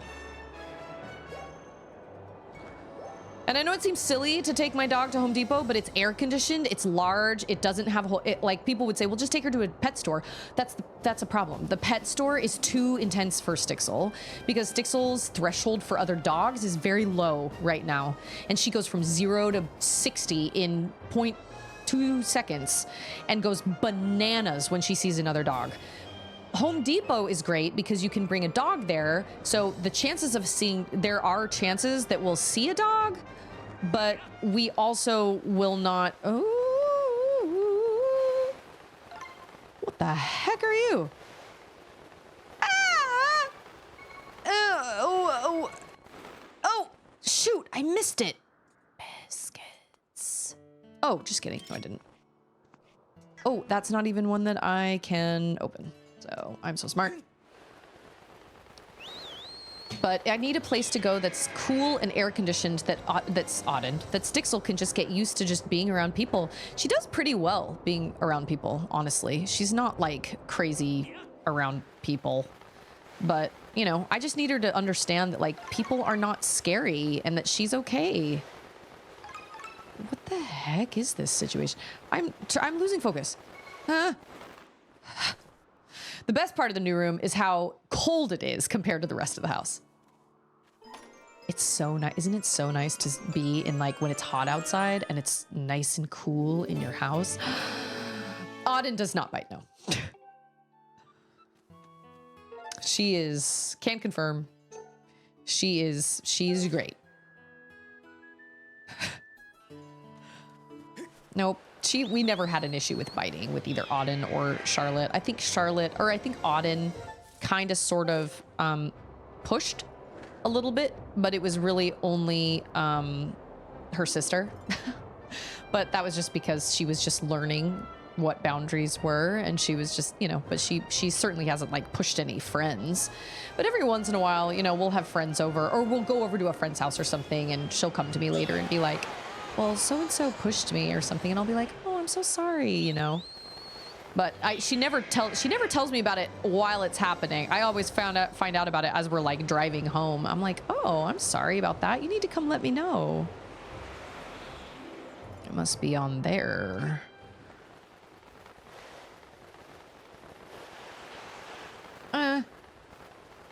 Is there a wave? Oh, nope.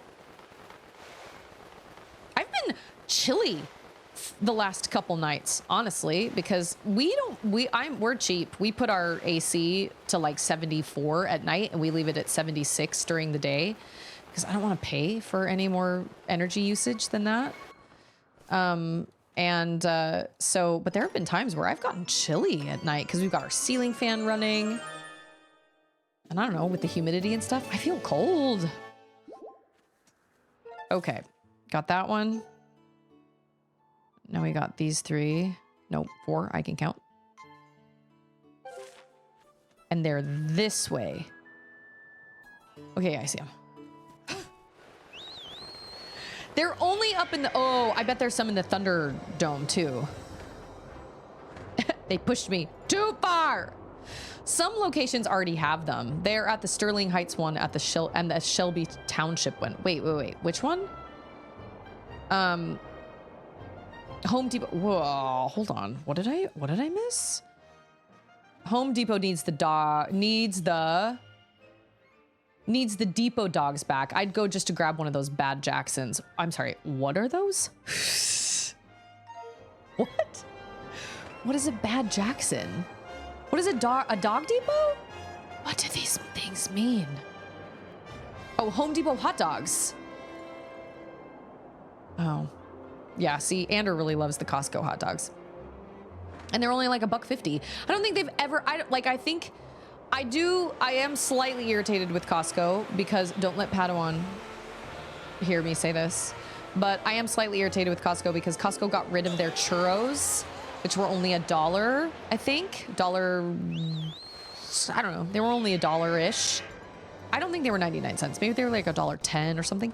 They got rid of the churros and now they have these chocolate chip cookies that are good, but they now charge like $2.50 for the chocolate chip cookies. And so I was like, okay, well, I understand you didn't technically raise your prices, but you technically raised your prices. Like you got rid of the cheap thing and then you brought in a more expensive thing. It's the same thing, but you're making it look like, look, we didn't raise our prices on churros. We just got rid of them. It's like, well, crap. I don't know if they changed their pizza. I'm not sure. This is the bamboo cutting game, which I have no interest in. Is there a... Is there a... Oh, is there not a... Is there not a... Oh, there is. I was like, is there not a... Our Home Depot had someone in corporate get a bug up their butt and had stopped the contract with the hot dog company outside of its Michigan stores and removed them all. Ugh. Oh, man. Well...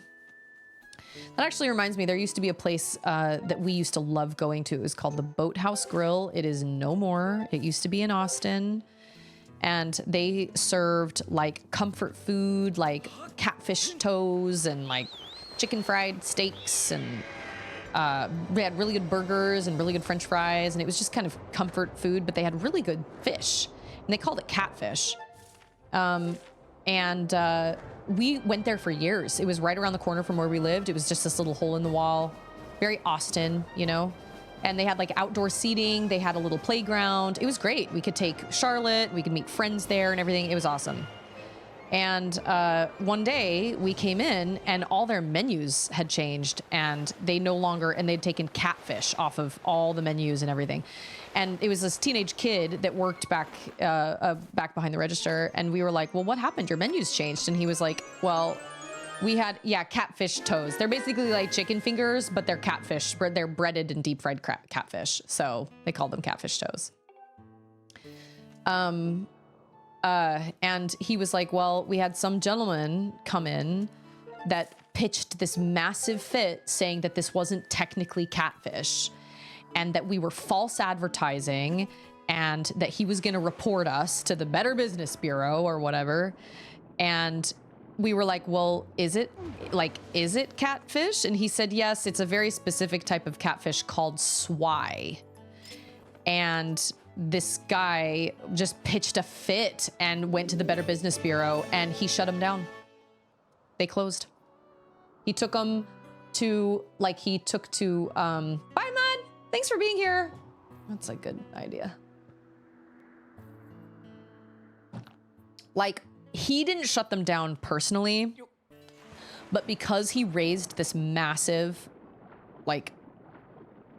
because he shouted so loud about it, they had to spend all this money on like changing their menus and changing all this stuff. And they probably had a couple little legal battles and things like that. And they had to change their signage and they had to do all this stuff. And rent was already going up in, places like that. And it was kind of an expensive area in Austin, to be totally honest.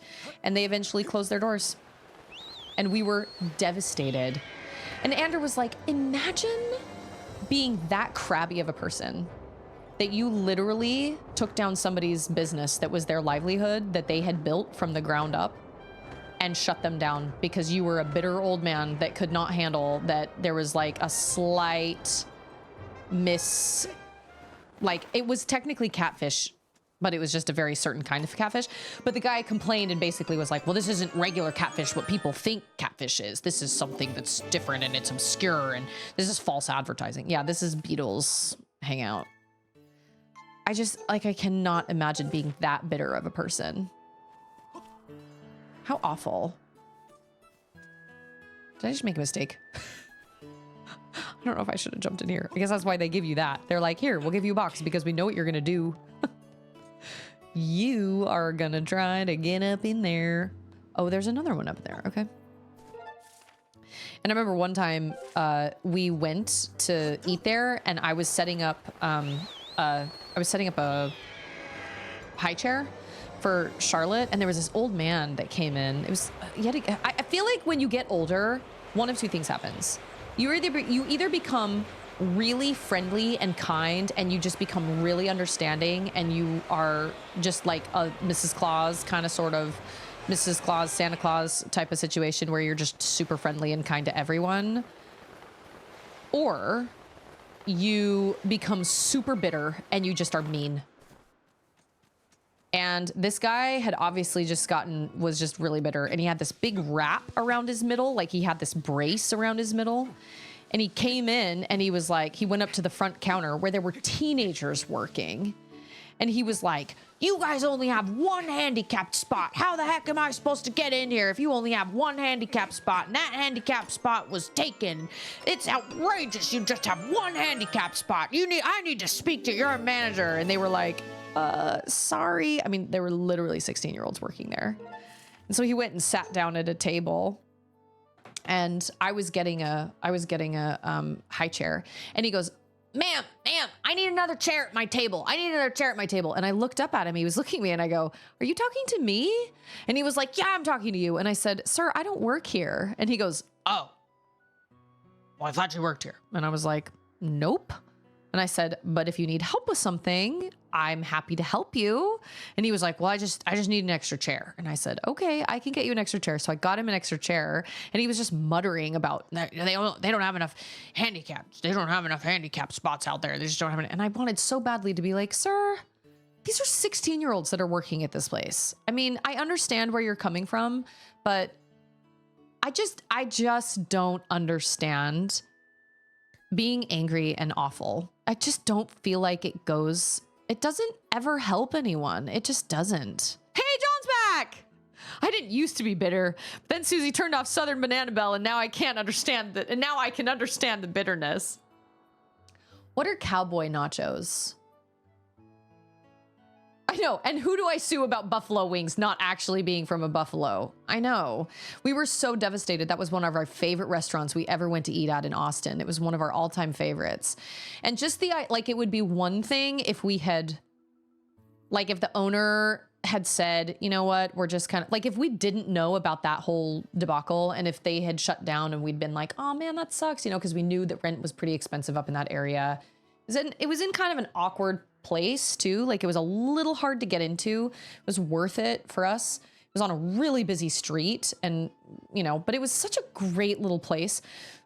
If we didn't know about the whole catfish thing, we probably just would have been like, oh, they probably just, didn't want to, we're probably just tired of running a business. And, but the fact that we knew that this old man had basically just given them a run for their money and had made their lives a living hell for a while, all because he was mad that they didn't specify what kind of catfish they were selling, is just, we were so angry. I was like, I wish I knew who that guy was, because I absolutely would have harassed him, probably. John says, when I went to the store, I parked in a non-handicap spot. I got ticketed for parking in a handicap spot one time because I had tons of groceries in my car, and it was pouring down rain, and the handicap spot was the only spot that was open in front of our apartment building. And I remember thinking in my head, that was when my sister lived with us. It was the summer she graduated high school. And I remember thinking, I told my sister, we'll just park here really fast and we will run inside and take all the groceries inside, because it was pouring rain. And my sister was borrowing a car from a friend in my church congregation at the time for the summer. And we suddenly realized when we made it inside that all the car windows were down on this other car. So that pushed where my car was parked completely out of our minds, because we didn't want the car to get all this water in it and get any damage in it. So we ran outside and rolled up the windows and everything. And when we got back inside the apartment, we just forgot I'd parked in the handicap spot. And I didn't get towed, but I did get a ticket. It was $500. So let that be a lesson. We went to a concert Friday and Saturday, ate at the same place both nights before. They had queso and jalapenos. Oh, see, jalapenos aren't for me. Queso, though. I love it when people who have heart conditions are told to exercise more and park in a handicapped spot so they have to walk less to the store. Oh, I know. I have lots of thoughts about stuff. I'm like, yeah, well, you should probably, I mean, I don't know. It's not up to me who, obviously, but I definitely do see people use handicap spots, and I'm like, well, when we also went to Disney and we were using our DAS pass. I don't remember what DAS stands for, but disability something. My stepmother-in-law was on a mobility scooter. It was very clear she couldn't walk. She was on this big scooter. And so it was pretty clear why we were in that line. But I saw so many people come through that nobody looked. And I mean, obviously not all limitations are outwardly physical. I get that. but I could definitely still disability access service. Okay. I could definitely see people in line being like, why the heck are they using a DAS pass? They look fine. You know, but what I think the frustrating thing was it would be like some woman and she'd be like, all right, everybody scan your things. Cause we were wearing these bracelets that allowed us, like we had the DAS passes on the bracelets and we'd scan them before we went into the ride. And there would be this party of like 10 people that would get in before anybody else with their DAS pass. And like, I get that. That's a little frustrating. It's like, now you're really taking advantage of the situation and the fact that you have this DAS pass and now you're putting 10 people in the regular line back however many hours because you have this massive party and you've got this one anyway, whatever. I don't know. It's not my place to judge or condemn. So I don't know what the situation was. You could absolutely break a leg. I told my dad said he might need to get some sort of surgery on his leg or something. And I was like, that's when you go to Disney. Let me know when you get a surgery and we'll go to Disney right after. I was like, you'll be in a mobility scooter and we'll get DAS passes and then we don't have to wait. My dad just laughed. Yeah, if you have some sort of like, oh, I'm sure. Like my stepmother-in-law had to jump through so many hoops to get them. She had to have all these telemed conversations and like Zoom interviews with all these people. Like she had to show proof that she absolutely needed this mobility scooter and all this stuff. And she didn't. She couldn't walk around the park. I mean, she was definitely in a position where she couldn't walk and she couldn't stand for long periods of time. Totally understandable. But I'm sure there are people that are like, well, tell you what, like I just said, you're getting this surgery. We'll go to Disney 3 weeks after your surgery. But then it's like, well, it's not fun for the person that got the surgery because they can't go on the rides. I don't know. So but I did tell my dad that I was like, if you ever need knee surgery, that's when in Germany, it would simply be the pass. My office manager went to the doctor the other day and he told her about something that could lower her risk of stroke or heart attack and had all those really amazing health benefits. She asked him what it was and he said strenuous exercise for about 30 minutes a day. You know what is interesting to me is how a lot of people these days seem to they'll be told by their doctor that they're unhealthy for one reason or another. And they'll just be like, I don't like that diagnosis. I'm going to go to a different doctor. And it's like, well, okay, but they'll be like, well, you have high cholesterol because you're not exercising and you're relatively overweight. And so that's probably where a lot of these pains and stuff are coming from. And they'll be like, I don't like that. So they'll go find another doctor and they'll be like, I just can't find a doctor that doesn't blame these problems on my weight. And I'm thinking, but what if it is your weight though? I mean, I'm not saying that I'm not saying that people can't be, I'm not saying that being overweight is a terrible, terrible thing. I'm just saying, obviously there are health links to having high cholesterol and being overweight or being pre-diabetic and being a certain amount, weighing a certain amount.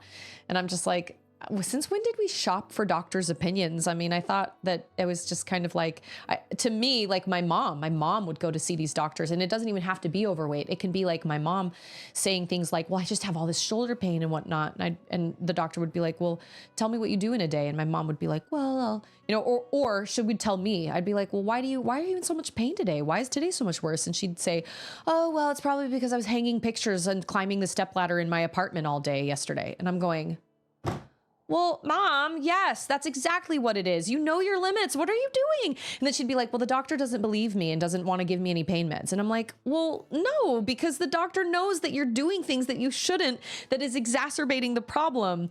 You can't just go find a doctor to be like, oh, well, I'm just going to give you a bunch of painkillers and you can do whatever you want. Like, we need to be smart, Mom. I don't know.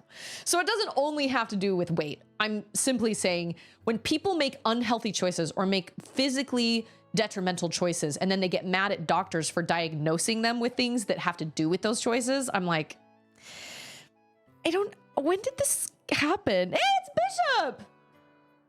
I had an issue. That's true. I had an issue where I had a dodgy doctor and a referral from a different doctor fixed the issue. You are right. I'm not saying in every single case, doctors are always right. 100%. Because Ander had an experience with a doctor a little while ago where the doctor, Ander, was like, I've been feeling kind of nauseous lately and I just haven't been feeling well. And the doctor was like, oh, well, he just gave him some kind of crackpot thing. And Ander was like, I mean, even Ander was like, okay, well, like I understand, like what? So it was just, obviously not every doctor is in it because they actually care about people and because they want to help people. I also think it's really common, like my mom used to do this too, where my mom would get so frustrated with doctors and say, well, I don't understand why my doctors can't figure out what's wrong with me, or I don't understand. My mom wanted a magic pill that would make all her problems go away. And I completely understand wanting that. I get that. But unfortunately, that's not the reality most of the time. And my mom had a lot of complicated things that were going on inside her body. And Ander was like, you know, a lot of people put all this faith and just lift doctors up to this, just on these massive pedestals. But doctors are still just human beings and they're doing the best they can with the knowledge they have.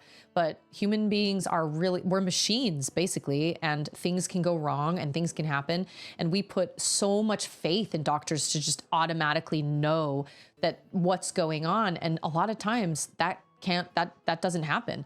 And he said, I saw that with your mom. You know, your mom just wanted these answers. And maybe this was something rare that these doctors haven't seen before. We just don't know. And I think we need to be a little more, I don't know. I think it's easy to be like, well, how come you don't know? Where's Dr. House? You know what I mean? Bishop says, I remember my ex was complaining about back pains and she was clearly overweight. Doctor was trying to hint that she needed to lose weight. I mean, I'm not shaming anybody for being overweight. I'm simply saying that there are certain consequences that come to having that kind of lifestyle or having, I totally get it. It's really hard. I watched my brother struggle with weight for almost all his teenage years, well in his 20s. I watched him struggle with it a lot. And I watched all the hard work he went through to lose a lot of that weight. And it is not easy by any means. I'm simply saying that there are consequences to every choice we make. And if that choice is to be sedentary all the time and eat out a lot, then there are going to be negative consequences to that. As opposed to if your choices are going to be not being sedentary all the time and not eating out all the time, there will probably be more positive consequences. But getting angry at a doctor for telling you, well, you probably have all these issues because of these choices you're making or because of this, that just seems kind of odd to me. I don't know. Dadbods has a coworker who says he can't have sugar and red meat because it causes inflammation and gout flare-ups. He will say these things, then come in with McDonald's the next morning.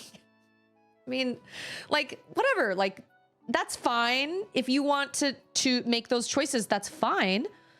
But once again, there are just always consequences to our choices. Whether or not we want to admit it, all our choices have consequences, whether they're good consequences or they're bad consequences.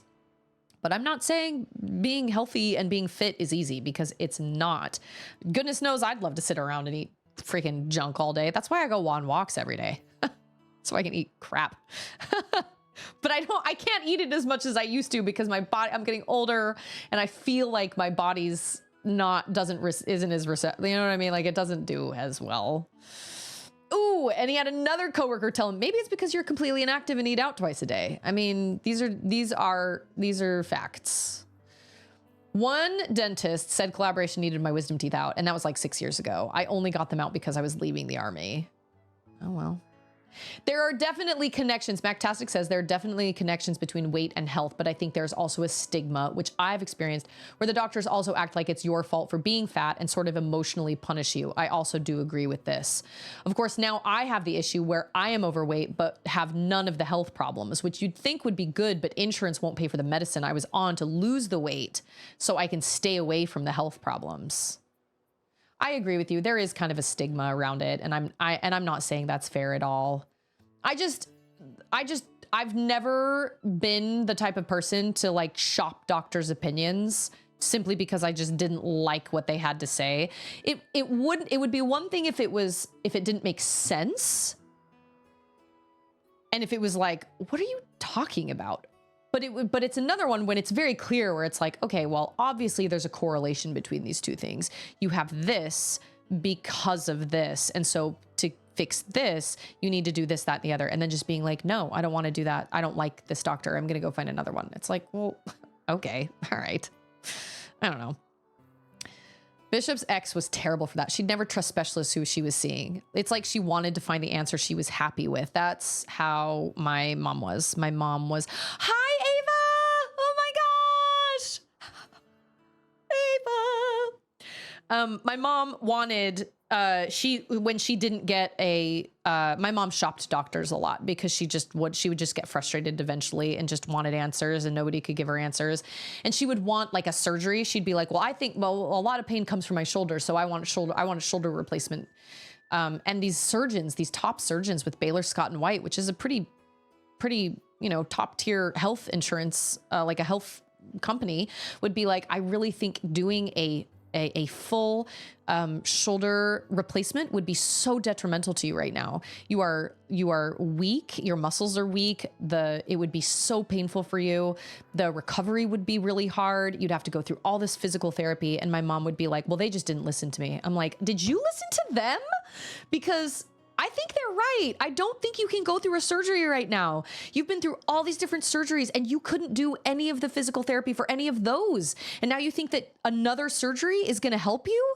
The only way surgery works is if you do the work in turn. And she refused to do any of that. So I do believe that a lot of my mom's problems, bless my mom, I love my mom dearly, but I think a lot of her problems had to do with the fact that she did not like to do hard things. And when it was hard, she stopped. And I'm not saying physical therapy is easy. Nobody says physical therapy is easy. But after you get a surgery and your doctor says you need to do this amount of physical therapy because your body is going to XYZ and you're going to not be able to use your arm anymore or whatever, then you better do your physical therapy. I've seen people really do well after surgery because they got up and started moving around and did their physical therapy. And that was not my mom.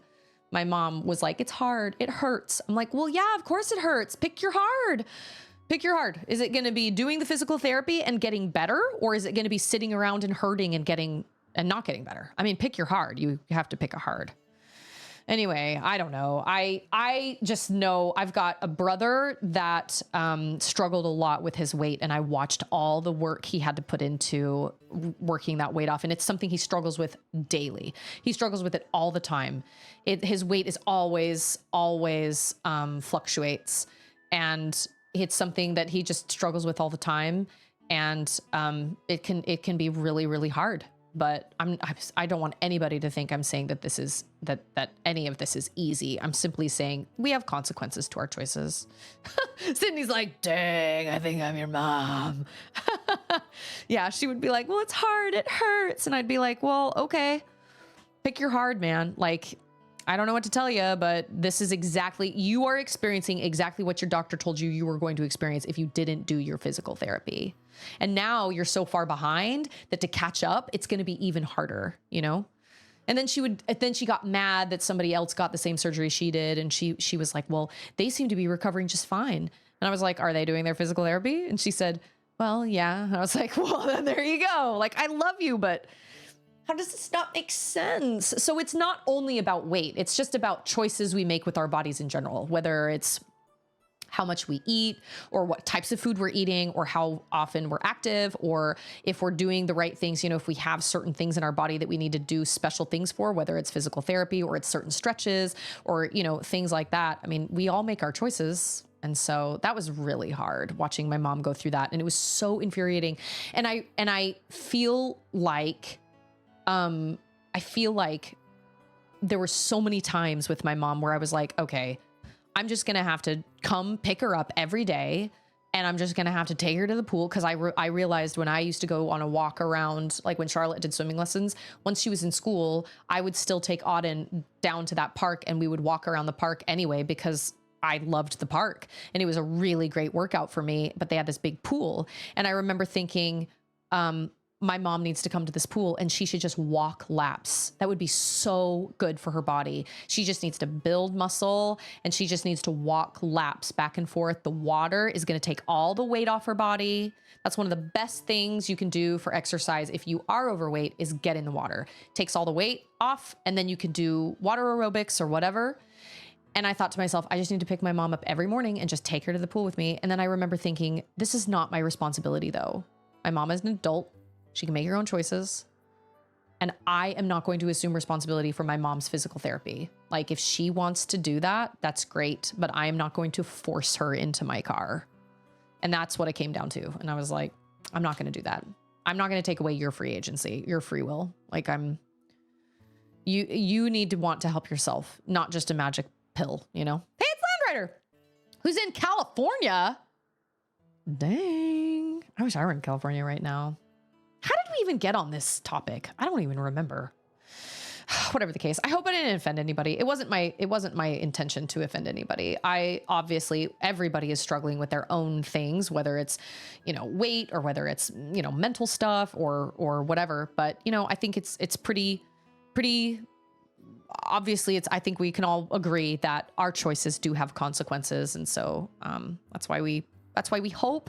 And that goes back to what we were talking about a little while ago. We want to surround ourselves with people that encourage us to make those good decisions, that are also making those positive decisions, whether it's healthy eating decisions or, people that you can go take a walk with every day or whatever, or it's just people that are more motivated and just kind of make, you know what I mean? Like surround yourself with people like that. Oh my gosh, my stars, it's Jet. Important lessons for everyone. Swim more. Swimming is great. Swimming / water aerobics are great for people that are struggling with weight when they're like losing weight when you're already really overweight is really hard because it's hard to get moving. I totally get it. I watched my brother go through that. I've watched my sister go through that. I watched my mom go through that. I watched my dad go through that. It's really hard, but I've been told by multiple healthcare professionals that the best thing you can do is get in the water. It'll take all that weight off of you and you can do little mini exercises. Even just moving through the water is all resistance, I'm hoping we went swimming this morning for 2 hours. I'm hoping my girls like hit the hay tonight and like just crash.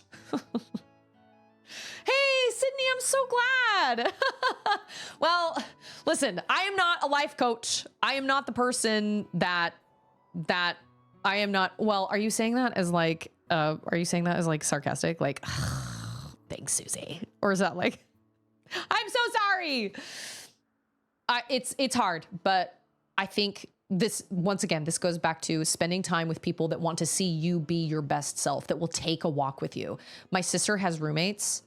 So for a while, I was doing workouts with my sister at like 8 o'clock at night after Auden went to bed. She and I would do these YouTube workouts together for 30 minutes. And she wanted to get healthier. She wanted to build a little bit of muscle. Awesome. So we were doing them together, like almost like every other night, I think. And her roommates were not being, one of her roommates in particular was being a little snarky about it.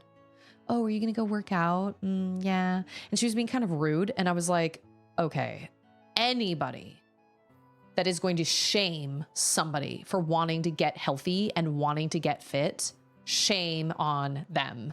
She's just mad because she doesn't have the willpower and she is also overweight and she does not have the willpower. And so she's projecting that on you. And I'm really sorry. That is not the way it should be. She should be freaking all full steam ahead. Like, you go, girl, make it happen. But she can't even handle the fact that you made the choice to try and get healthier. And so she's just pouting about it and she's just bringing you down. That made me so angry.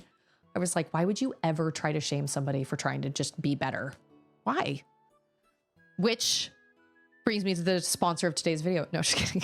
Which brings me to what I always say when I sign off: choose kindness and build other people up, because you never know what people are going through. And you never know if somebody was just about to throw in the towel or someone was just about to give up. Be that person to lift the people around you, and you will see so many wonderful things happen in your life because of it. Set boundaries. Obviously, I want everybody to be safe and set boundaries, but don't spend your time with people like that tear you down and and try to shame you for trying to be better. That is such a toxic behavior. You guys are all worth so much more than that, man. I love you guys so much. I didn't mean to get on any sort of soapbox, but I'm just an advocate for, our choices matter. And I hear a lot of times people will say things like, well, I'm not hurting anybody. I'm like, well, but what about you? Are you hurting you by your choices? And I'm as guilty as this is anybody. You know, I can sit and tell my girls like, well, you can't eat those things today. Like you need to eat real food. And then I go a whole day eating like a handful of goldfish, a Dr. Pepper, and then maybe some popcorn. And I have to remind myself, oh my gosh, you're not eating real food either. You can't get after your girls and be like, you shouldn't be eating food like that. All you want to eat is junk. Yeah, well, I'm leading by example. I don't like, I have a real breakfast in the morning, but there's some days where all I do is like eat popcorn and a Dr. Pepper. That's so dumb. Junk, trash, So garbage. I mean, all our choices affect other people in some way or another. But just choose kindness, because you just never know what people are going through.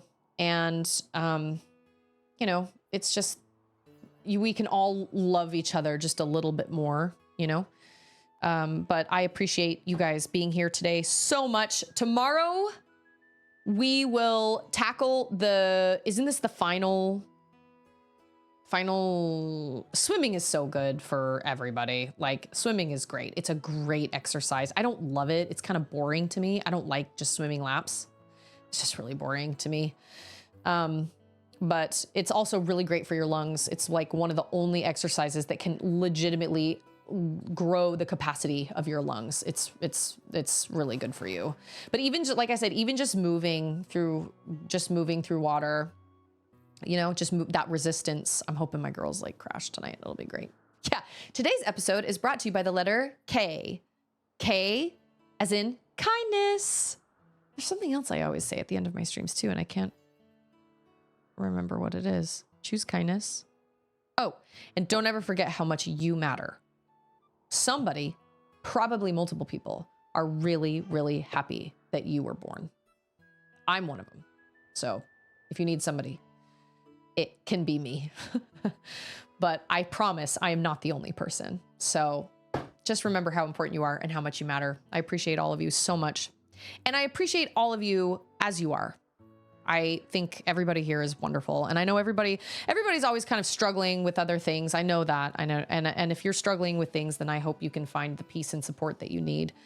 But I think you guys are pretty great. I'm pretty happy with this community and I love you guys a lot. So I feel like I talk in circles at the end of my stream. So I'll be back tomorrow and we will do this hangout. Hi. We'll do this dungeon. I feel like I'm getting close to the end of the game though, no?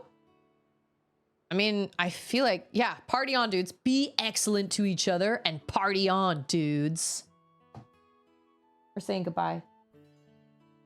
Say see you later. Can you say see you later, alligator? She's just waving silently. All right. Everybody have an excellent rest of your day or your night or time zone or wherever you are. And I will see all of you guys tomorrow. So thank you so much for being here. Cheerio, ta-ta, bye-bye.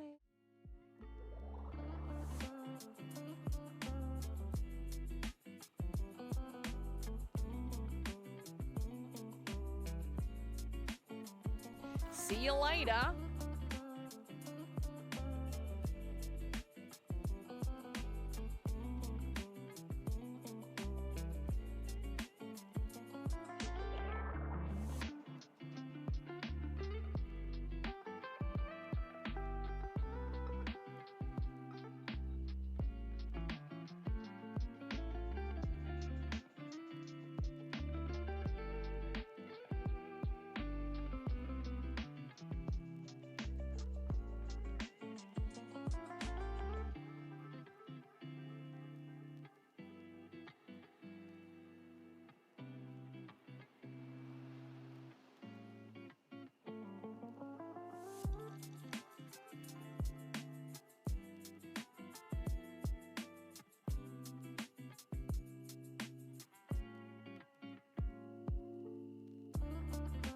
It doesn't matter. It's in the past.